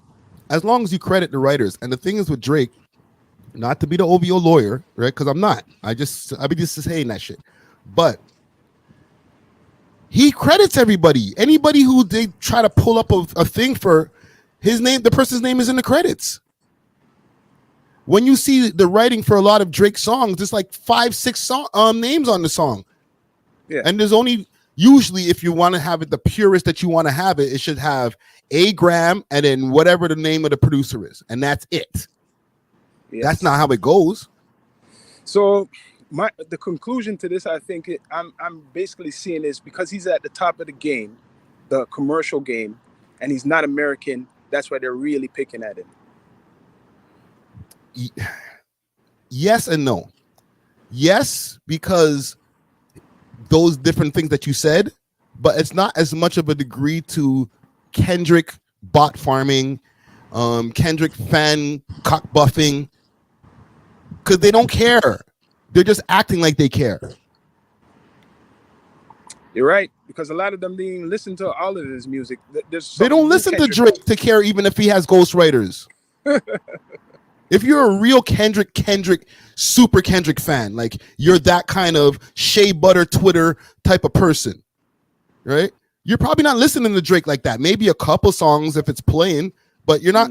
Your vibe is not the same as the vibe that you get from the Kendrick. Like you're on some super pro-black, wear my hair out in the afro and whatever shit. Like Drake's not in your hypocritical. A lot of those people are hypocritical because before Kendrick, that style people would look down on. A lot of artists were struggling to get any attention, like Talib Kweli, Mos Def. I could keep going. So they're still struggling. That's why I don't jump to Kendrick. Respect to Kendrick, but I seen a whole bunch of them for years and nobody give them any respect. The only reason Kendrick kind of gets respect, I'll be straight up saying, he got the Dr. Dre cosign. Some people may be mad, but he got the Dr. Dre cosign and the Interscope, right? Without that, he would be just another backpack rapper from LA like Planet Asia. Respect to Planet Asia, but he'd just be like that. And Rascas. You're not wrong. Also, keep in mind, Kendrick is extremely talented, so let's never take that away from him. Those guys are extremely talented too. They just didn't get the attention. If Planet Asia got the same looks as Kendrick, he'd probably be either at his level or close to his level. Yes. Very true. I gotta leave out right now though, but much respect for inviting me on. Yeah, man. Yeah, man. You people, subscribe to We Love Hip Hop Network and no, don't worry about me. Plug your Down to Earth shit. Podcast Network on YouTube, right? Down to Earth Podcast on Instagram. You know what we do. Bless up to you. Salute, brother. Salute. Salute to Sean Myrie right there. Yeah, man. Go plug in. Go hit up Down to Earth Podcast Network on YouTube. Hit them up on their audio platforms as well, on any audio platforms as well. Salute to Sean Myrie. Yeah, so let's move on here. I have some more stories. I got some stories. This guy, Dougie B, doing some pitiful shit. Let me go over to Keep Sick Solid. Let me pull up the screen so y'all can see what I'm looking like. Bada boom, bada bing. Let's do the Cupidon once again. Big salute to Keep Sick Solid. Let me go on to their page over here. Bronx rapper, drill rapper, Dougie B. They down bad right now, man. The whole game's down bad. Okay, so if the whole game is down bad, like tickets are not selling like that, people are downsizing the venues that they perform at, a lot of shows are getting canceled, then what do you think is going to happen to the drill rappers? Like really and truly, guys. What do you think going to happen to the drill rappers? If Ice Spice ain't doing right, like she's declining, what did she lose? Like something like 100,000 monthly listeners or more than that, like millions of monthly listeners. Then what you think Dougie B gonna do? Right? So fans are outraged after Dougie B's homie robs his fan for $1,000. The fan flashed the money in the photo with the NY drill rapper. So the financially challenged, blah, blah. Let's see the video.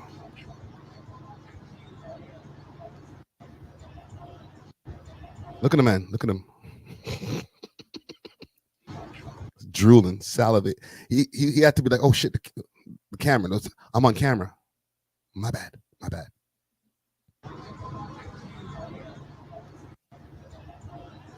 Gang, listen, I'm gonna explain myself one time, gang. I did not rob him, gang. I took the picture with him, gang. You're on my block. You're on Demon Terror. The demons walked past, seen it. My demons do what they did. I did not rob you, gang. I don't stop doing that, bro. Stop doing that clout chasing shit. And then all of y'all supporting that, making me like y'all niggas is day room, and all of y'all. Word of my dad, a lot of y'all who know me and trying to be funny is dead pussy. And word of my dad. Where is he? This looks like he's in his parents' house or in his parents' apartment still.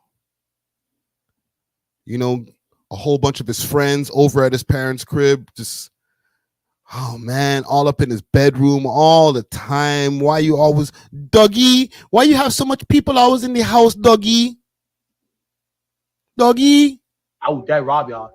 Word of my dad. So don't even play with my body. That niggas is dead pussy. Don't even play my body, son. I will rob all y'all niggas. Fuck. Like. He gonna rob everybody because he robbed the one youth? What does it say right here? The financially challenged Dougie B was looking at the fans' money like he's in debt. After this video, his friend robbed the fan for $1,000. Dougie B goes on to say that he wasn't involved, but admits his demons robbed the fan. The fan actually had something to say. Let me pull up what the fan had to say. Let me find the video. I seen Flacco covering this earlier. I'm not gonna play the whole Flacco video, obviously, but he did have the part where the young gentleman responded. Poor guy, too. He said that Dougie B was his favorite rapper. Watch this. I'm starting to feel bad. And before I start this YouTube Premium break is brought to you by Master Moves Rise. Get your hands on the collabo that we got. The tracksuits are looking crazy. The We Love Hip Hop Master Moves Rise collabo, fire. All right, get your hands on that and hit them up on their Instagram page, master.move.rise. Let's find the video here. On you, they're gonna tell you like what the bond is, shit like that. I'm like, all right. So his mother called me, bro. Like it's you feel me? To a few different people. Okay, this is it. This guy doing. I love all my fans. I took a picture with boy, really dragging out. Took that. Dougie B for sure spent that $1,000, man, on something crazy. I'm talking about something heavy. Yeah, for real, bro. That nigga's really dragging out. Took that. Like, you really know my body. I know down bad. My body. Niggas got money. Niggas got doing. I love all my fans. I took a picture with boy. For me, I think all of this is. And there's a part right here. When I seen Dougie B, I was reading the room fit too, and when he held the money, Dougie B and his homies came up with a pretty elaborate scheme on the spot. The fan were right. Yesterday, I was waiting for a cut. When I seen Dougie B outside, I asked him for a picture because I'm a diehard, huge fan of him and his music. After the picture, we chopped it up, and he gave me his number and then said, "Let's take another video," and asked me if I have money to show for the video. Wow. The man did the okie doke from the beginning. He took the kid's number and said, yo, you got some money for this video after the video was done. I didn't think much of it because he's my favorite rapper. Right after the video was taken, his entire character changed, and he snatched the money out my hand and threatened to boom me if I said or try to do something. Coming from a big fan. Threatened to boom him? Yo, you don't know my body, son. I'm gonna boom you. Yo, get out. Yo, get off of me, son. Get off of me, son. Let me hold that. Fan / supporter of yours, this kind of behavior shocked me because that was all the money I had at that point. So I ended up not even getting a haircut and had no way of getting home. Dougie, I need that money, bro. I'm only 16 years old, so 1K is a lot to me. 16 years old.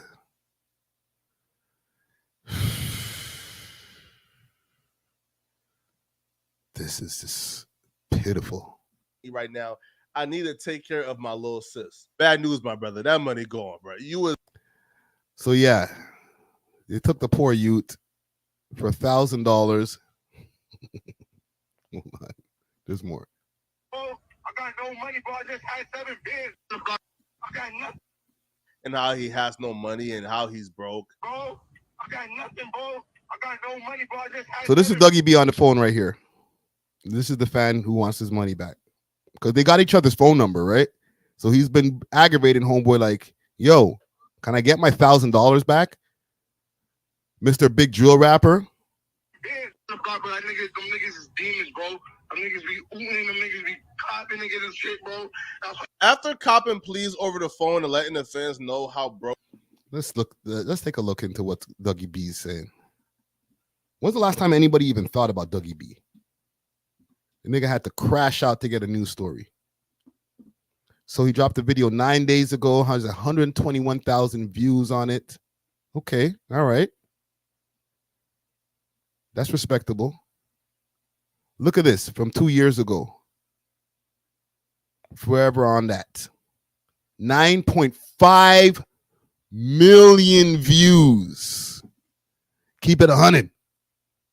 5.3 million views on K-Flock's channel right here. Dougie B, K-Flock, Be Love Ye or Be Love, Brotherly Love. 39 million views. 9 days ago, 121,000. Not to say that this might not go like 10 million. You never know. He might still got it like that. Let's delve deeper. Let's go into his channel. Not getting a copyright for you, bro. Not getting no copyright for you, bro. Let's see here. 8 months ago, 1K Fat and Dougie B outstanding members. 145,000, not bad. Year ago, 201,000 on No Missing. Yo, the decline goes fast. Yo, gang, look at this. Holy smokes. So a year ago, we got videos here. 1 year ago, 3 million views. This other one, K-Flock and Dougie B and Thunder Blue, 5.5 million. This is just a year ago. It's going down now. Okay. Ratish featuring Too Rare, 658,000. Very respectable. All Eyes on Me, 85,000.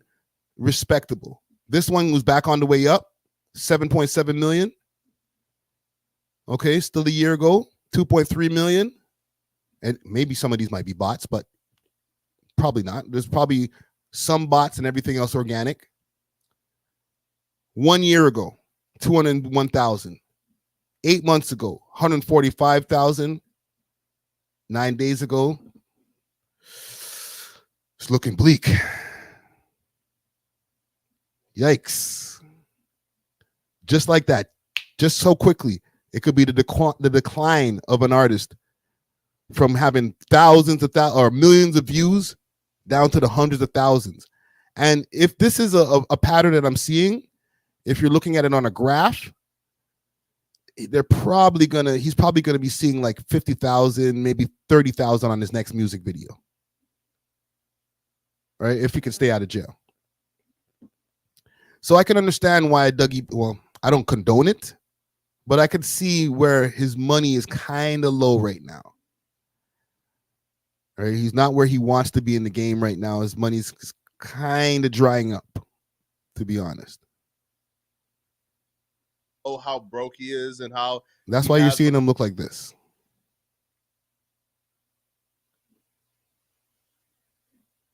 Where is that? Where homeboy was walking around. That's why you see him looking like this. I took a picture with boy. For me, I think all of man's nose looks, his eyes look like he's just on something else. You really know my body. I know my body. Niggas got money. Right there.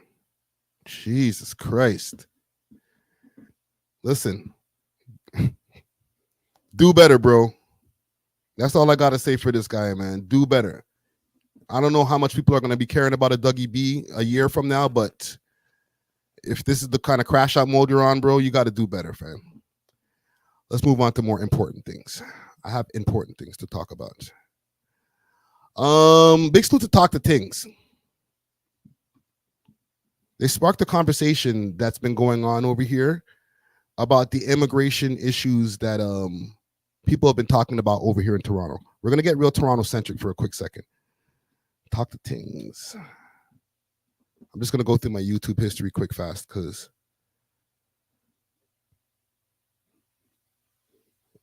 there we go. Let's go to their channel. Yeesh. So there's a couple of videos here. That title was wild. So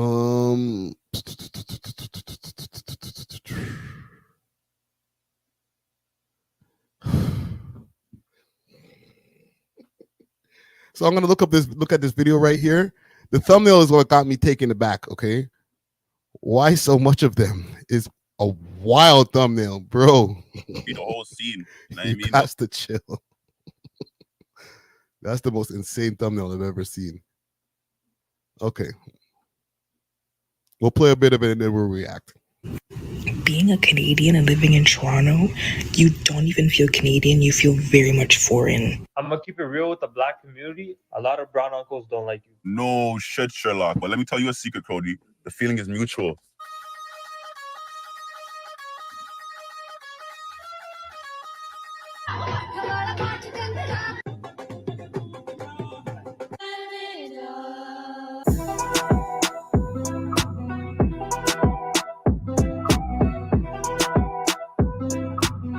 I'm gonna start a poll too. Welcome, everybody. Welcome to our next episode of Talk the Tingz podcast. Before we get into today's episode, I just want to say that a lot of the things I'm going to be saying in this podcast are not my thoughts personally, but you would hear my thoughts at the end of the podcast. So before you guys jump in the comment section and try to say foolishness, just listen to the video or click off from now and just don't comment no foolishness because it will be deleted, it will be blocked, and it won't be seen. But I want to be talking about the situation I see going all over TikTok, all over, like it's table talk, it's public talk, it's upon the news, people in the city are talking about it. It's a big topic in Toronto right now, and I did a video on this already. And big salute to Talk to Tingz. He's been doing this thing over here in the scene. He's been putting out some quality content. And it's kind of a continuation Big because salute the to problem Randy. has gotten worse from I made that video, believe it or not. But we're gonna be talking about. I don't want to just say it sounds so racist, bro. But it's the Indians. We're gonna be talking about the Indian population. What do you call it? International students that have been migrating to Canada. In recent years, I was even having a conversation with a man that I do business with, and he happens to be Indian. He came from India, I think, in 2018, and he was even telling me like, bro, I've never, other than in India, I've never seen this yet. And it's so much. And he even said, I feel like it's messing up the Canadian way of life, like the economy and Thank you, stuff. We're gonna Saletta. get into all of that very soon. And I have some notes put down. Okay, these are what people are complaining about, okay? The unfair job market. And listen, these are the expressed views and opinions of the Talk to Ting podcast and not of the We Love Hip Hop Network, okay? I'm going to react, but there's a conversation that's happening in the city. They also say that they're kind of causing a housing crisis, or that we're in a housing crisis and we shouldn't be taking them. There's food bank problems, which I spoke about in my other podcast episode, and the social differences. There is going to be social differences when you have people moving from a next country to a next country. So let's just start talking about it, bro. First topic, the unfair job market. A lot of people are saying that they only are hiring Indians right now, which is in a way true. I'm not going to say that they're only hiring Indians, but listen me out. They say that every job field they dominate. And they also say that it's annoying because a lot of them come straight from India and really can't even speak the English, and it causes a communication barrier. And they say that Canadians are struggling to find jobs, but the only people that are getting these jobs seems to be these international students. Once again, Now, let's stop right there for a second. Let's unpack. I have the poll that's rolling over here. It says, is immigration affecting the job market? 83% has jumped. Yo, you guys jumped on the poll. Pause real quick. Hey, yo. Okay, I'll add an extra one. Holy. 83% says yes, and only 17% says no. Juicy Hamburgers says brown is the new black. You guys are wild. Oh, shit. I didn't know this was such a hot topic. again, these are my thoughts. Hot These are the stats topic. that are coming out of the city and from people who have called in to me before, because I try to do the call-in stuff, bro. There's something so annoying. I don't have the equipment for that yet. So people are just sending me their opinion. Guess what? I do. Yo, if you watch this, Talk to Tingz, just hook up a StreamYard. Yo, StreamYard will just, you can do phone calls or video calls. And if anybody wants to chime in on this conversation, if you agree or disagree, I would love to hear your opinions. Okay. The link is attached on the top. It's pinned to the top. Voice notes, whatnot, and that's what they're talking about. So back to the first thing is that they're only hiring Indians, which I don't believe is that they're intentionally doing that. But what I believe is that when you own a franchise, such as you buy a Tim Hortons, you're gonna have they're gonna hire. How did we know he was gonna go right to Tim Hortons? Who, you know what I mean? Because we had I remember there was a Tim Hortons owned by a black lady, and pure black people worked in there. You will go into some of them, and there's only Filipino people in there because the franchise owner is Filipino. You would always have a few mix, but a lot of them right now are literally only Indian people, because I feel like a lot of the Indians are buying the franchises, like the Walmarts, the UPS, all those stuff, the Popeyes, the gas stations, the petrols, the Essos, the Shell. And if they're buying the franchise, they're going to bring their family to work in there. And I feel like that's exactly what's happening, especially now with international students. Jeez. So let me see what y'all saying in the comments here. Comment gang strong.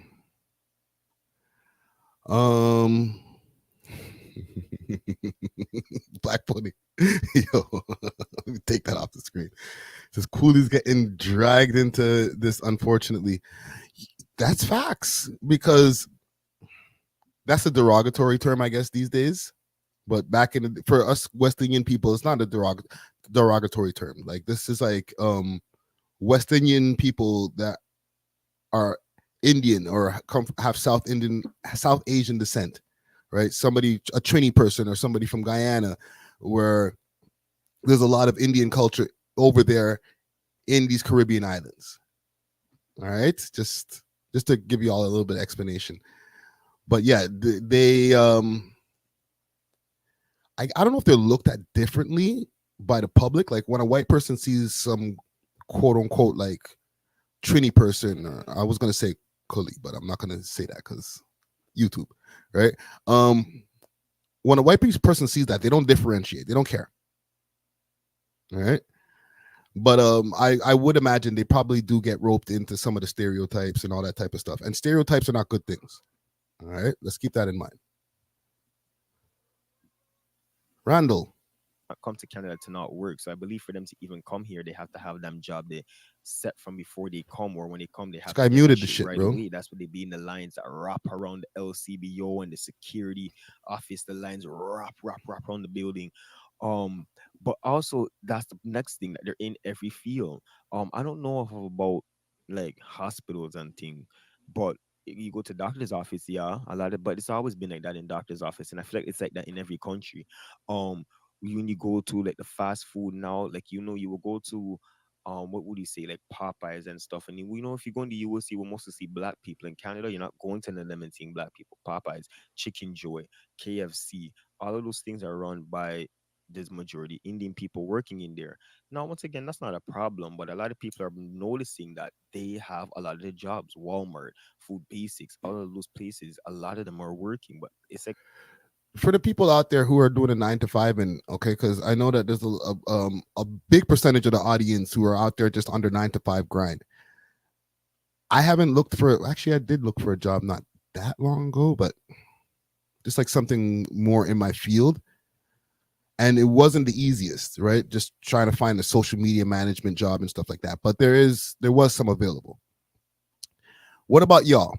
Are y'all having a harder time in these days and times to get a job? And let me see what you're saying over here, Franklin.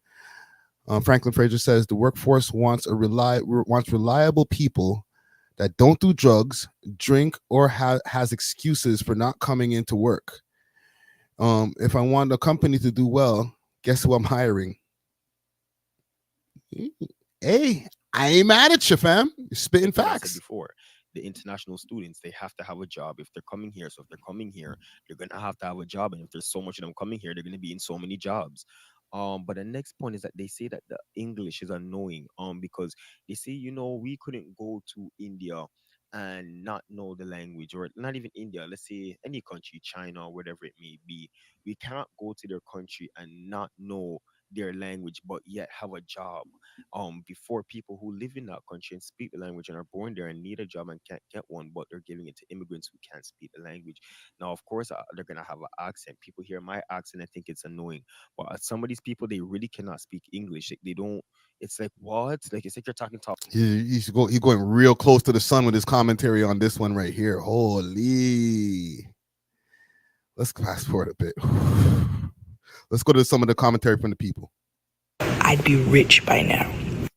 Indians are taking all it up and we can't get a job because of that. But there is a lot of them working. So, I mean, it is hard for Canadians to get a job, and I can see why people will think that.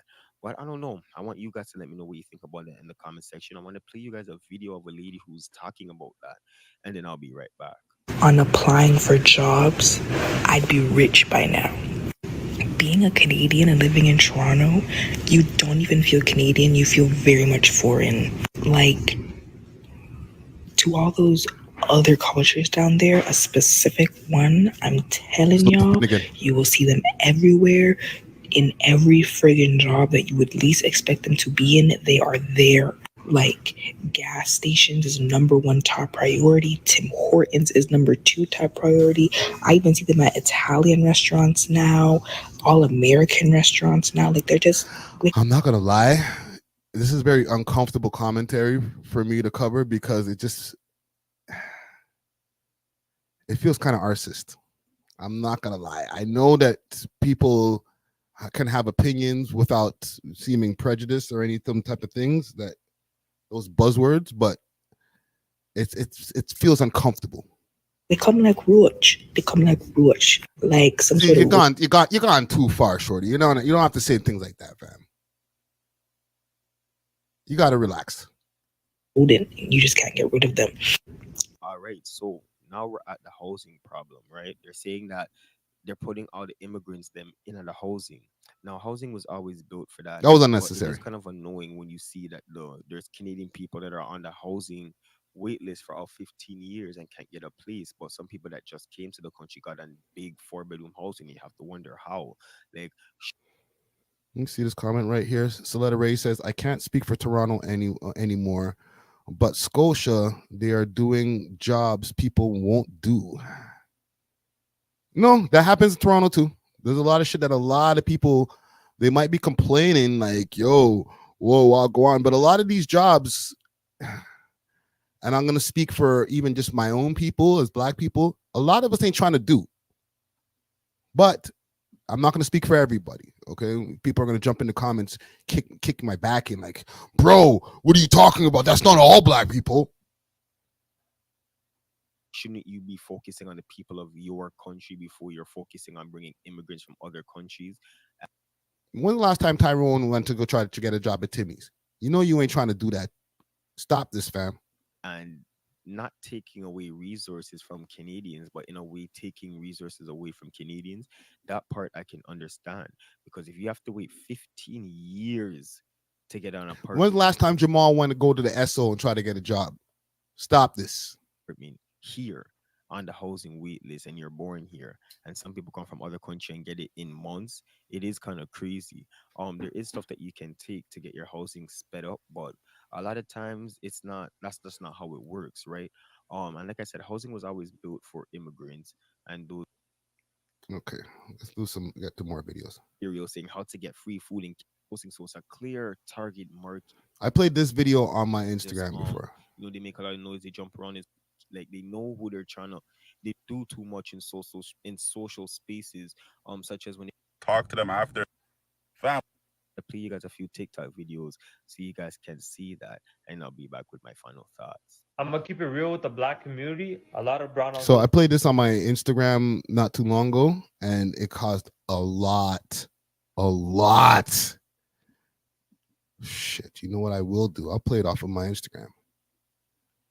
I'll show you this exact video off my Instagram, and then we can go through the comments because people were going nuts. This is how I started realizing, like, we might have to check some of, like, I know, like, Black people, we've been oppressed over the years, and we've gone through a lot of shit. But because of that, we don't have to be out here transferring that type of energy. You understand what I'm saying?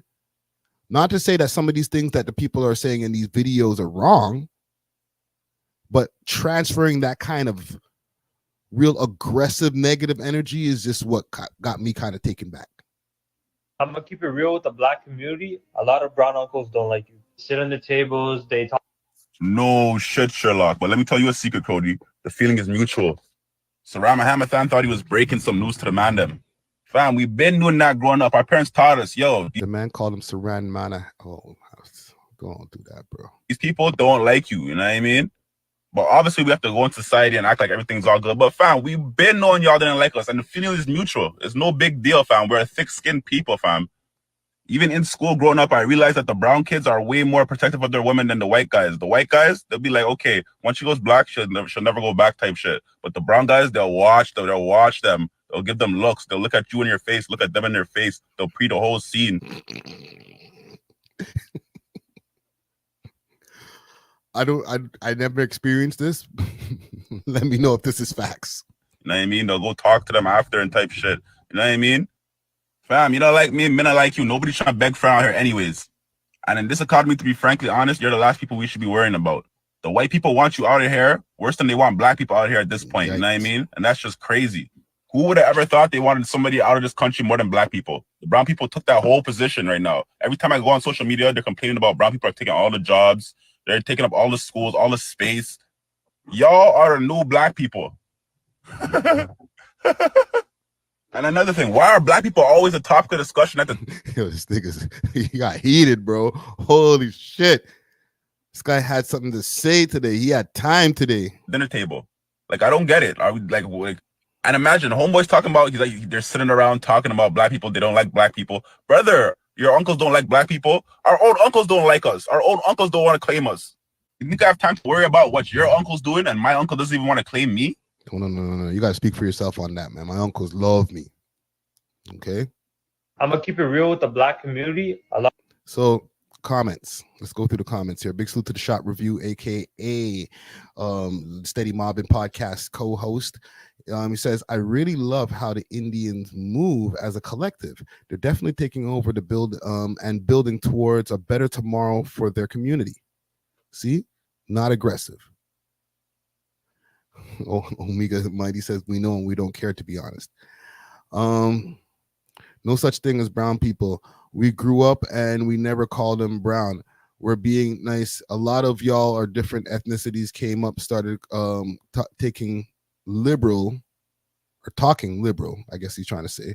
And big salute to the homie Denver. It's all love though.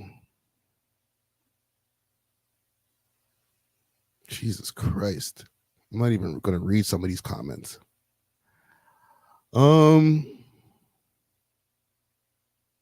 Here's the thing. A lot of the people in these comments are black and they're going wild.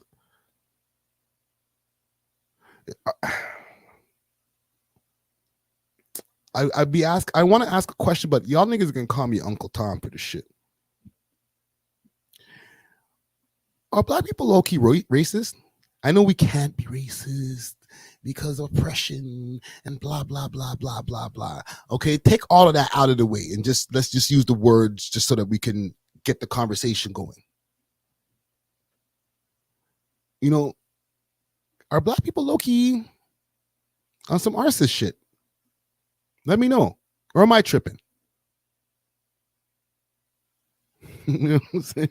Jason Freta said, my boys told me that Indian dudes are quick to fight in the club over a girl. Is that facts?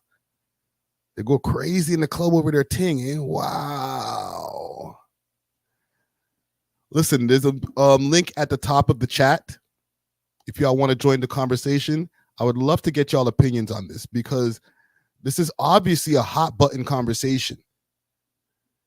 All right, the Talk to Tingz gentleman did a great job on this. Let's go back to his video quick fast.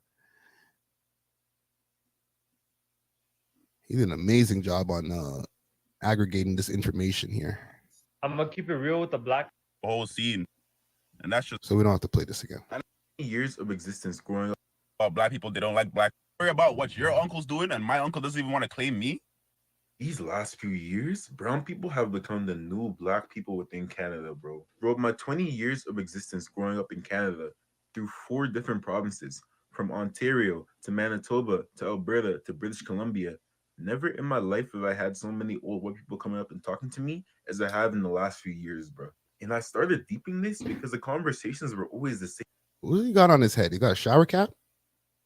They were always complaining about brown people. Like, they can't make this up. The number of old white people, and even just white people in general, that have come up and complained to me about brown people is ridiculous work, bro.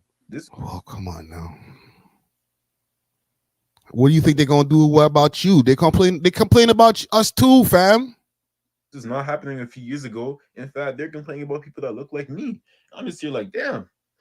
This is what the other side look like. Even last year when I was working at the airport for my summer job, I have never seen that much casual This nigga's like, he's on TikTok, but he sounds like he's whispering about this shit. He's like, listen, like, fam, you're on TikTok. It's okay. We can hear you. Against a group that isn't black in my life. I ain't gonna sit around. He just whispered.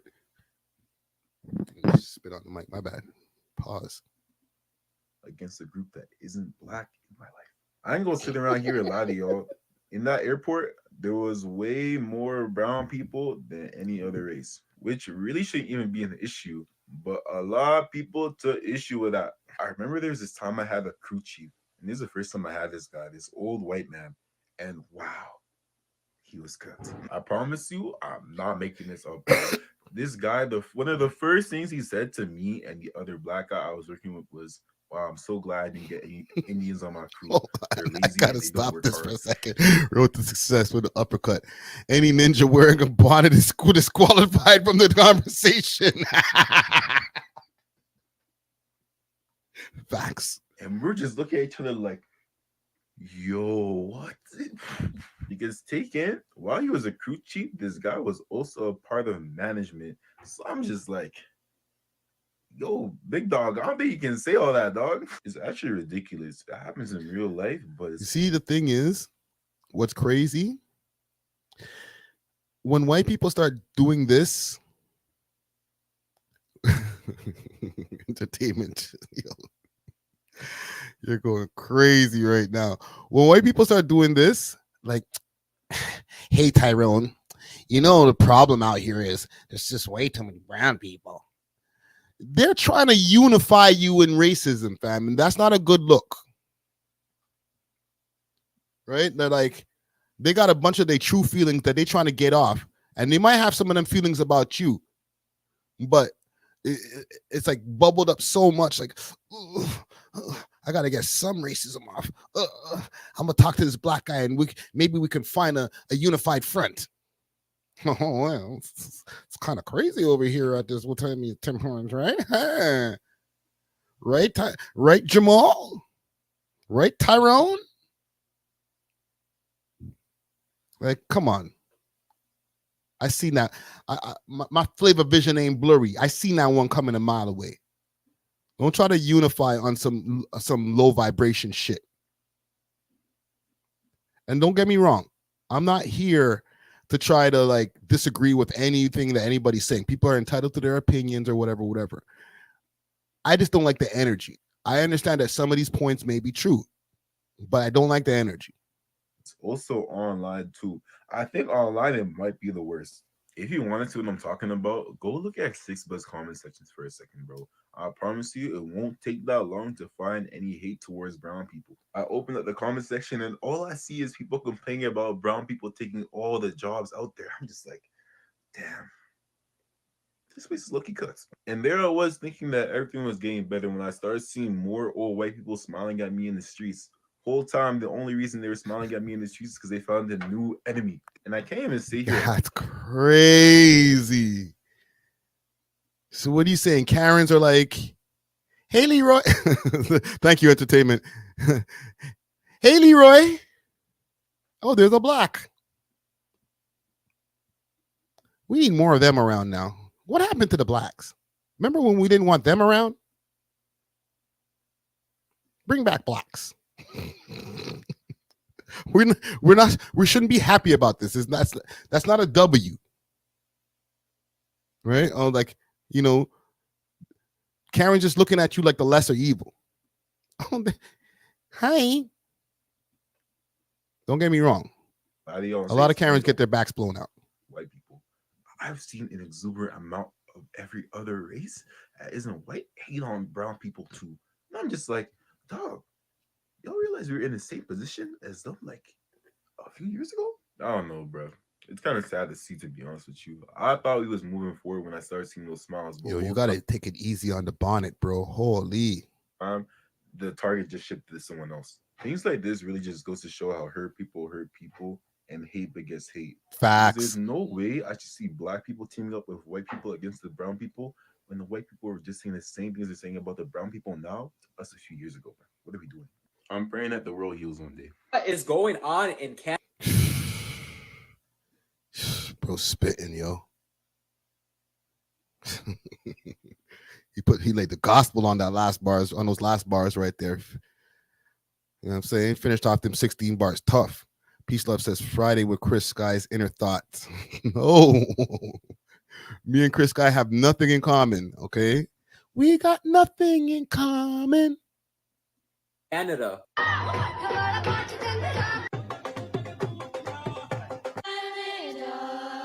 If you look throughout Canada right now, as you see by the videos, there's a lot of celebration of the Desi culture going on, which I think is great. I think it's always great to celebrate your culture. I do think there is a fine line of respecting other people around you and other cultures around you, because in these countries, Canada, US, UK, Australia, you're in a melting pot. There's other cultures. You got to be mindful of what you're celebrating. We're doing a Diwali celebration in Walmart. I think it's funny. I think it's cool.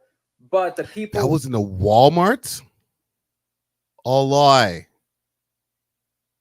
That's crazy. Who don't celebrate the holiday, who are going to Walmart just to shop, see that. Like, for them, it's kind of inconvenience. Like, hey, I'm just here to shop. But yeah, I just think it's just a common courtesy thing of like, hey, if you're going to celebrate Diwali, let's not do it in a Walmart. And out of all places, why a Walmart? Like, pick a nice community center or something else besides Walmart. And also, yeah. They're doing too much. If you're gonna just take over the Walmart like that, fam, like you're just being extra because you can. Don't do that.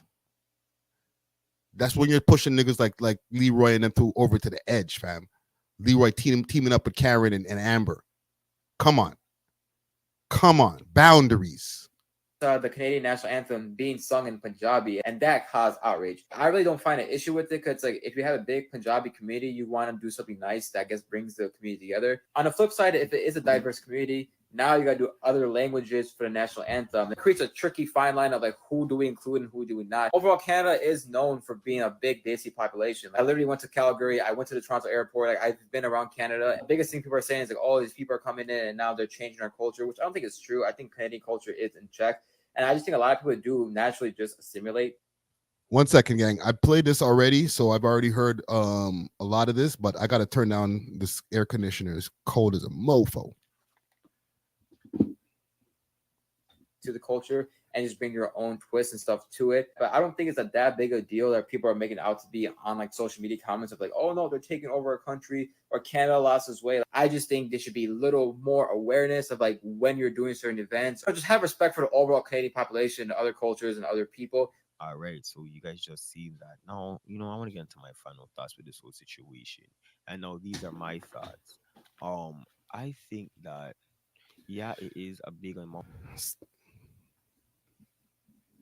And just bring your own twist and stuff to it. But I don't think it's that big a deal that people are making out to be on like social media comments of like, oh no, they're taking over a country or Canada lost its way. So, okay, let's unpack this. Why do y'all think that this is a thing that's happening? And do people really have an issue with it, or do you think it's just a social media thing? Okay, let's go through some of these comments over here and see how the people feel. Okay, I'm asking two questions right here. One, why do you think that this is something that is a thing now that's happening, an influx? And I'm not only talking about just one country specifically, multiple countries, right? Where we're having way more people immigrating into Canada. And two, is it really an issue, or is it something that people are just saying on social media? Okay. And this is not technically social media. We're here on a live chat, so we're getting real opinions. So let's go through it here. I Isaiah LeBlanc says, super true, them alta ada. Jason Fretta says, my opinion on this, it's rooted in how most people think that they have no interest in becoming Canadians. It is true, no, but let me read it over here. But you can see how some of these things can rub some people the wrong way. Facts. Big salute to these guys are responding to each other. But big salute to Cupidon Gold Star Inc. Right? Juicy Hamburger says people have an issue with it. Hold on, there's more comments here. Because they can't get a job. Franklin Fraser says the government has everyone fighting with each other and laughing in the background. Big facts. Big facts. Isaiah LeBlanc says the influx is real. Peace Love says 2 months from now, no one will notice.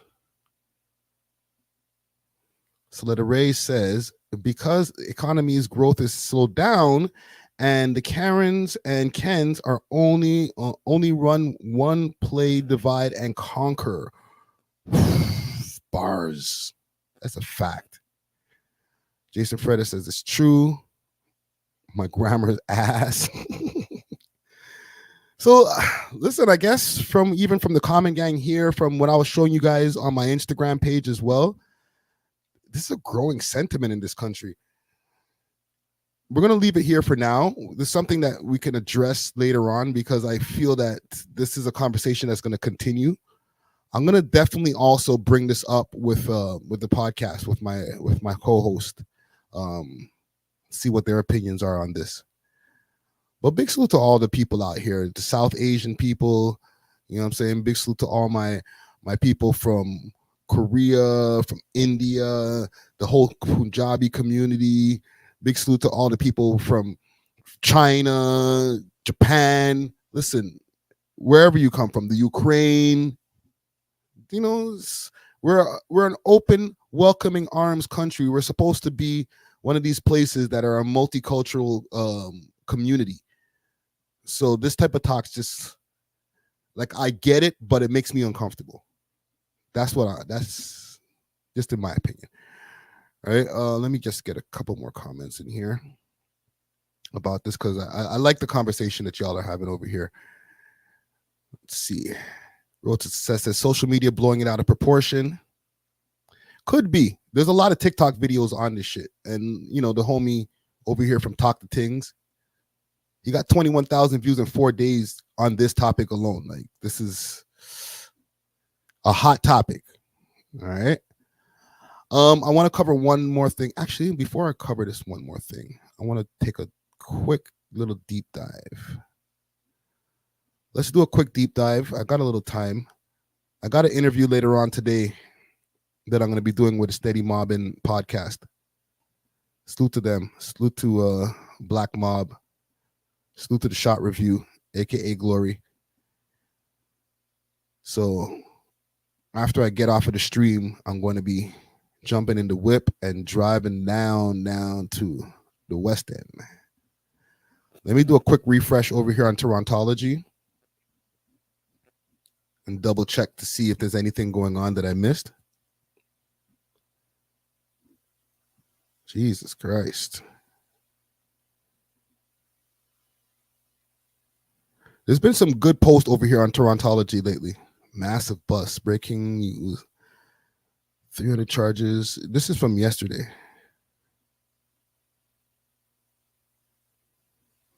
Don't care about that. I don't be caring about the bust. That don't be changing nothing. YG dropping a new music video Friday. Yo, what is up with the cover on that?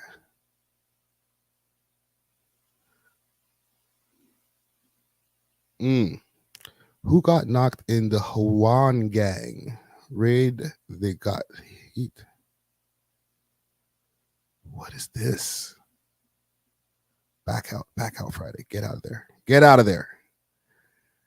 Salute to Torontology. Salute to Max Distance and all the mods over there on Torontology. Local City. There's a couple of posts on Local City. There was another one that I seen earlier. I'm skipping past them shorties right there. I'm not even trying to get the stream demonetized. They're scaring me with the way they're moving. There was a couple of posts I seen here. Let me see if I can find that Local City post. I know I just passed one, but there's another one. There we go. So, let's see what he got to say here. It's just probably just music. Never last. Told y'all I quit stuff. I'm on my seventh last. Something about that drug money make these bitches get on. Let me know if they see me, niggas. What's up, man? What's going on with that guy? Y'all remember Local City? Maybe I should start a poll. What happened to this kid? Let's start a quick poll here. Is immigration affecting the job market? 71% says yes, 29% says no. All right. Let me ask y'all. Did Local City fall off?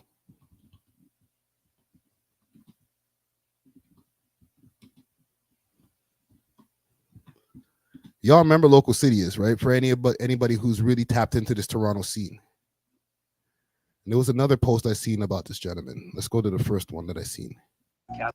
I might have in my hard drive somewhere, if I'm lucky, I might be able to find the Local City. Not a minute. Hold on. Now I bet he understand. Let me mute this. Here we go. So yeah, 70,000 monthly listeners. CP24 has 4 million views on it. Jesus Christ. Let me see if I can actually find this. Let me keep this up on the screen. I'm just going to go into my Google Drive. I have like a 2 terabyte Google Drive. I might have a clip from it in there. Local City charges, Local City. No. Damn. Yeah, I had a clip from a Local City interview. Josh Tower says, you passed the Lil Bentley tune. It's a banger. Heard he's from MTL, Pressa K Money. And oh, let me play that after. I had a clip from the Local City interview that I did back in 2018, if I'm not mistaken.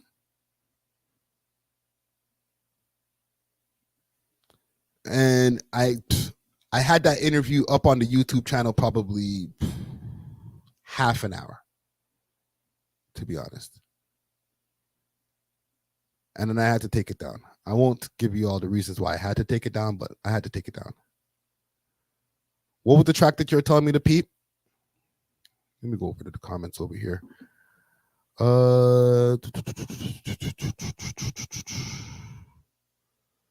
Hold on, I'm going right back through the comments to see that song that y'all want. Lil Bentley. Let's go back through here. I just want to do a quick little Torontology check to see what's going on.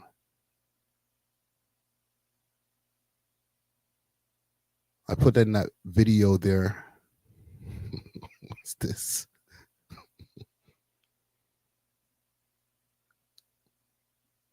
Jesus Christ, y'all gonna have me searching. What's this all about? OVO Rich says, I don't care for the streets. I lost my brother to that shit. I've seen enough.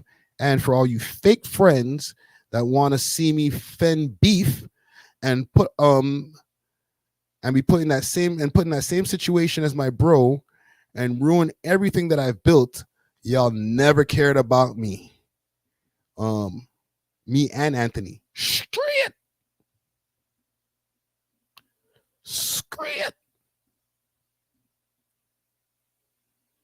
One second here. There was something I wanted to see. Drake and Banana clip, Sick Thugs. What? Oh, this is over at the KOTD event. Y'all niggas be reaching.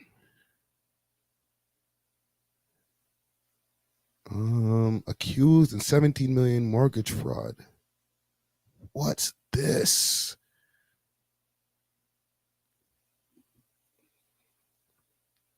Okay, accused in 17 million mortgage fraud case among those found dead in the North York triple shooting. Really? Let's delve deeper. Can I get an article? There we go. 1 second, let me change the screen. I think I got action.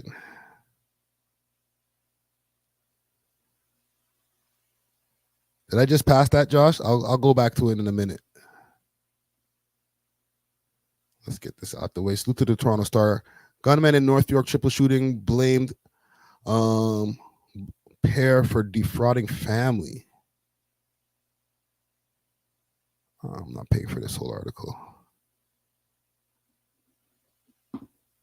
Yeah, that happened, what, last night or something like that? A couple of nights ago where there was a shooting there in North York. Let's go back to where our Torontology check here. Bada boom, bada bing. Is this the tune that you're talking about?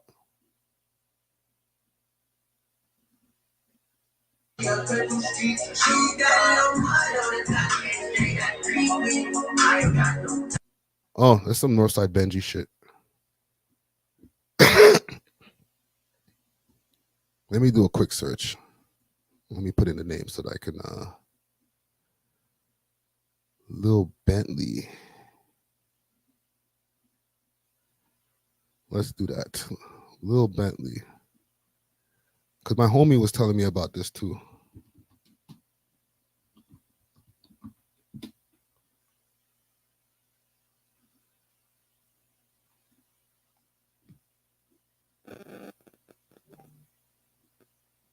What's going on over here?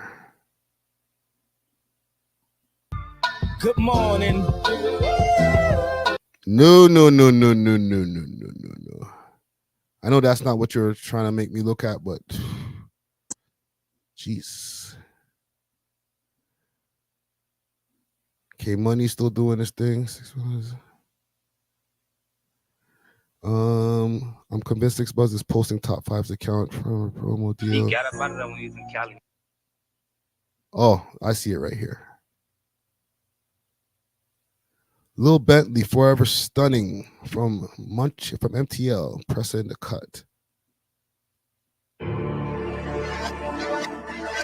CB Blood, you'll show up.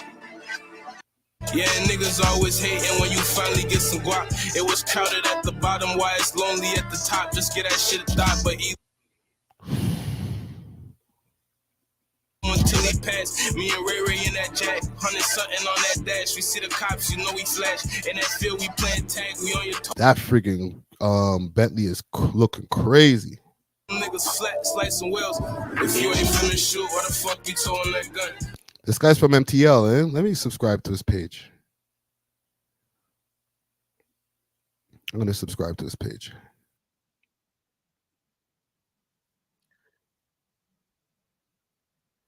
Big salute to King B on this. Let me switch the screen right here, quick, fast. I'm going to look into this gentleman right here because, and salute to you, Josh Tower. Salute to AGB. He's telling me I need to look into this gentleman right here. This is the video from King B Productions. Bags instead, probably why I never finished. I was trying to be a chemist in the trap watching minutes. Watch Pressa over there. You see Pressa? Man like Pressa. Press machine. In the trap watching minutes till my whole pack diminished. I was fixed on getting money while he got the Expo fitted too. Watch K Money in the cut too. Who's this guy? Lil Bentley, eh? Dun, dun, dun, dun, dun, dun, dun, Let's switch screens. Let's switch the screens. Ding, ding, ding, ding, ding, ding. Let's investigate. Is this him right here? Okay. This is how I'll know. Yep, this is him. And bang. Okay, gang. Let's put this out here into the ether right now. Let's tap in with this dude early. Okay. Lil Bentley. I might have to go to Montreal and do this. I haven't been to Montreal in a minute. See, he got the picture with the... See, niggas ain't say nothing when Lil Bentley is in front of the Bentley. But then when y'all see me in front of the Bentley, y'all niggas want to talk. Why can't I do the same? Y'all are biased, bro. Yeah, I'ma slap me as a get. I triple cross you and forget. Nigga shot me, I was pissed. Nigga shot at me, was pissed. I didn't miss that. Jeez. Yo. How much money is that right there? Holy shit. Okay. All right. I'm gonna keep my eye out on Lil Bentley over here.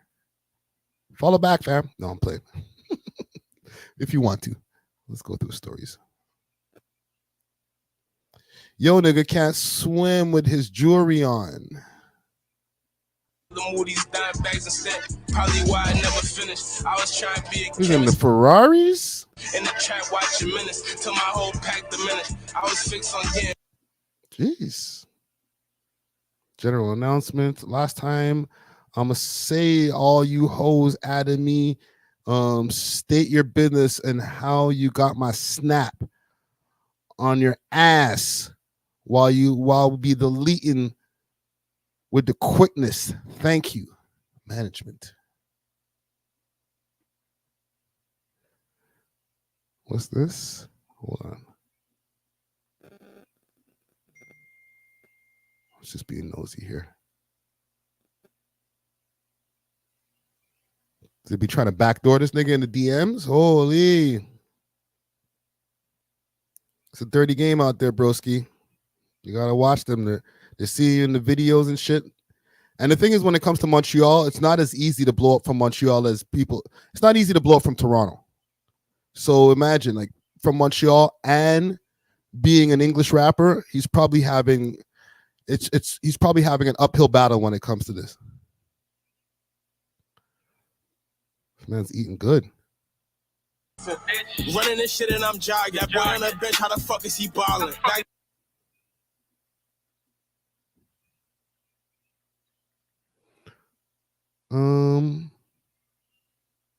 Okay, salute to him. Okay, I got one more story and then I'm going to get off of this. Got one more story. Because I was taking a little look over in Fresh and Fit land. I know it's not the most hip-hop topic, but Fresh and Fit, it seemed to be, they've been going on some weird scamming type shit. Okay? It seems that the whole thing that getting demonetized is really hurt Fresh and Fit a lot. And from there, like, I've heard a few videos where they're talking about they might even just quit. Okay, if Fresh and Fit was to quit, would y'all be mad, or your life would go on? And just to know, because I don't know how many of y'all people here in the comments are Fresh and Fit fans. All right, I don't want to be offending nobody. This is a stream from a day ago. Let me just take a quick investigation on their channel here. All right, they've been doing some scamming. Fresh and Fit scamming their simps. Like people are going crazy right now. Fresh and Fit desperate and charging $4,000 for meet and greets. What the F reaction? Let me go over here on Omeezy.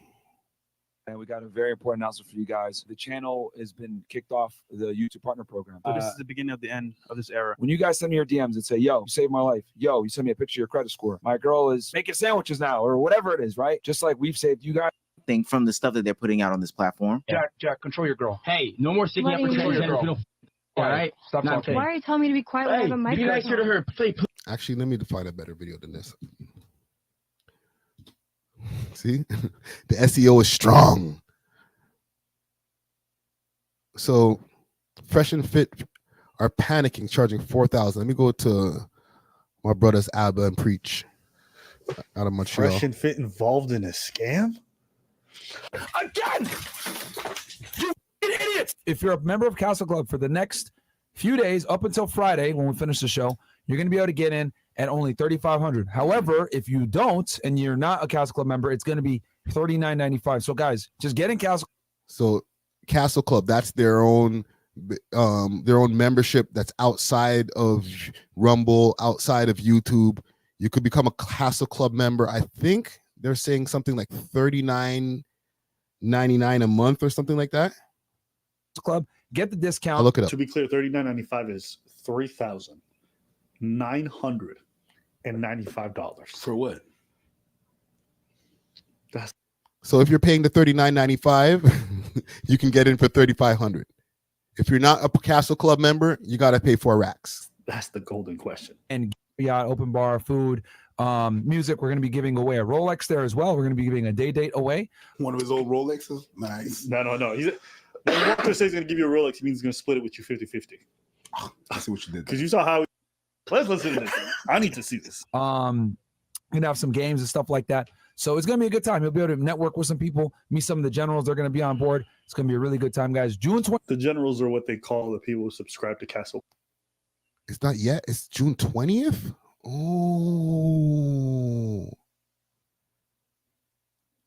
it's not happened yet. Gang, we still might have time. Hold on. Let me ask you guys.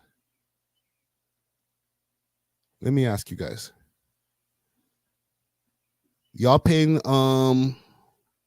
now let me put all the details out there too. You get to be on a yacht. You get a chance at winning a Rolex. You get to be up there with beautiful women and influencers. Let me ask y'all, are y'all paying $4K to get on the boat? All right, are y'all paying $4K for the party? And it's more than just a party. Networking, everything gets to happen over there.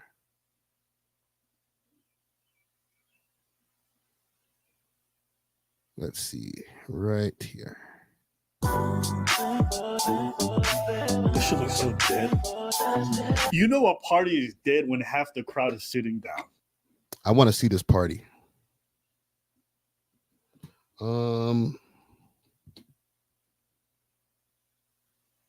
There has to be like a better, like a full video of this party. Ooh.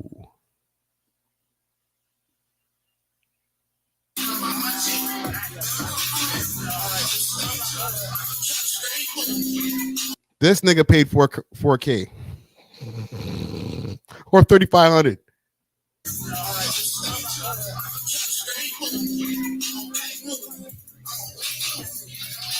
Getting me copyright in this bitch.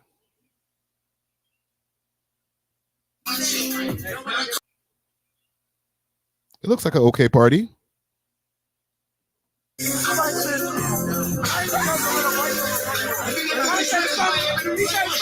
He's there. Look, y'all them are there.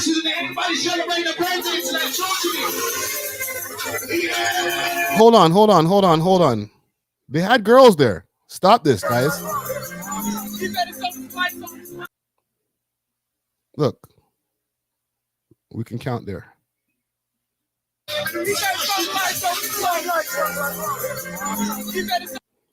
1, 2, 3, 4, 5.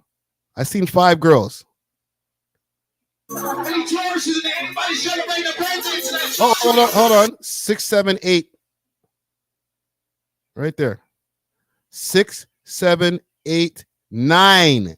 9 girls. Come on, gang. It's only 3,500 if you're a member.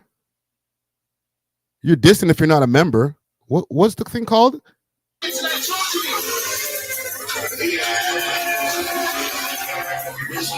I'm not getting copyright for you. Oh, and there's more outside. This nigga's here. Did this guy pay for a ticket? Are these all patrons? Look at this. 4,000, 8,000. There's the brother that we seen in the beginning. That's another. So we're at 12,000. We're doing okay. Oh, see? What Marion got to say? I know you guys are probably wondering what the fuck is going on, why it takes so long to get on camera or whatever. So we had a little bit of a problem with the Yo, it's gonna kill me on the copyright.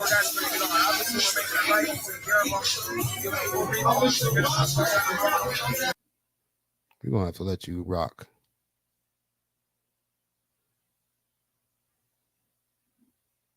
I was very angry. That's why you guys are listening to me the first 30 minutes or so. Because as much as you say about your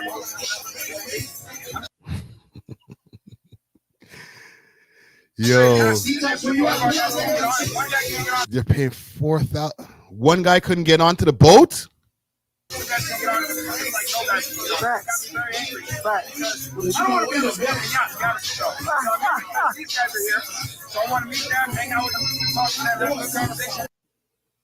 So you're basically paying $4,000 to meet Myron. I don't even see Fresh. Wait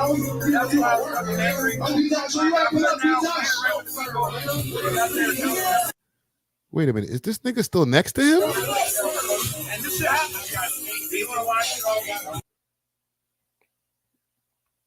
Who is this nigga right next to him? Oh, I thought that was the guy he took the picture with. My bad.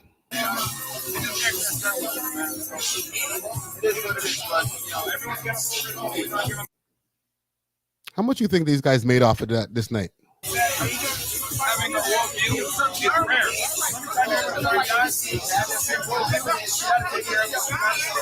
This guy's trying to preach. Shut the hell up, man.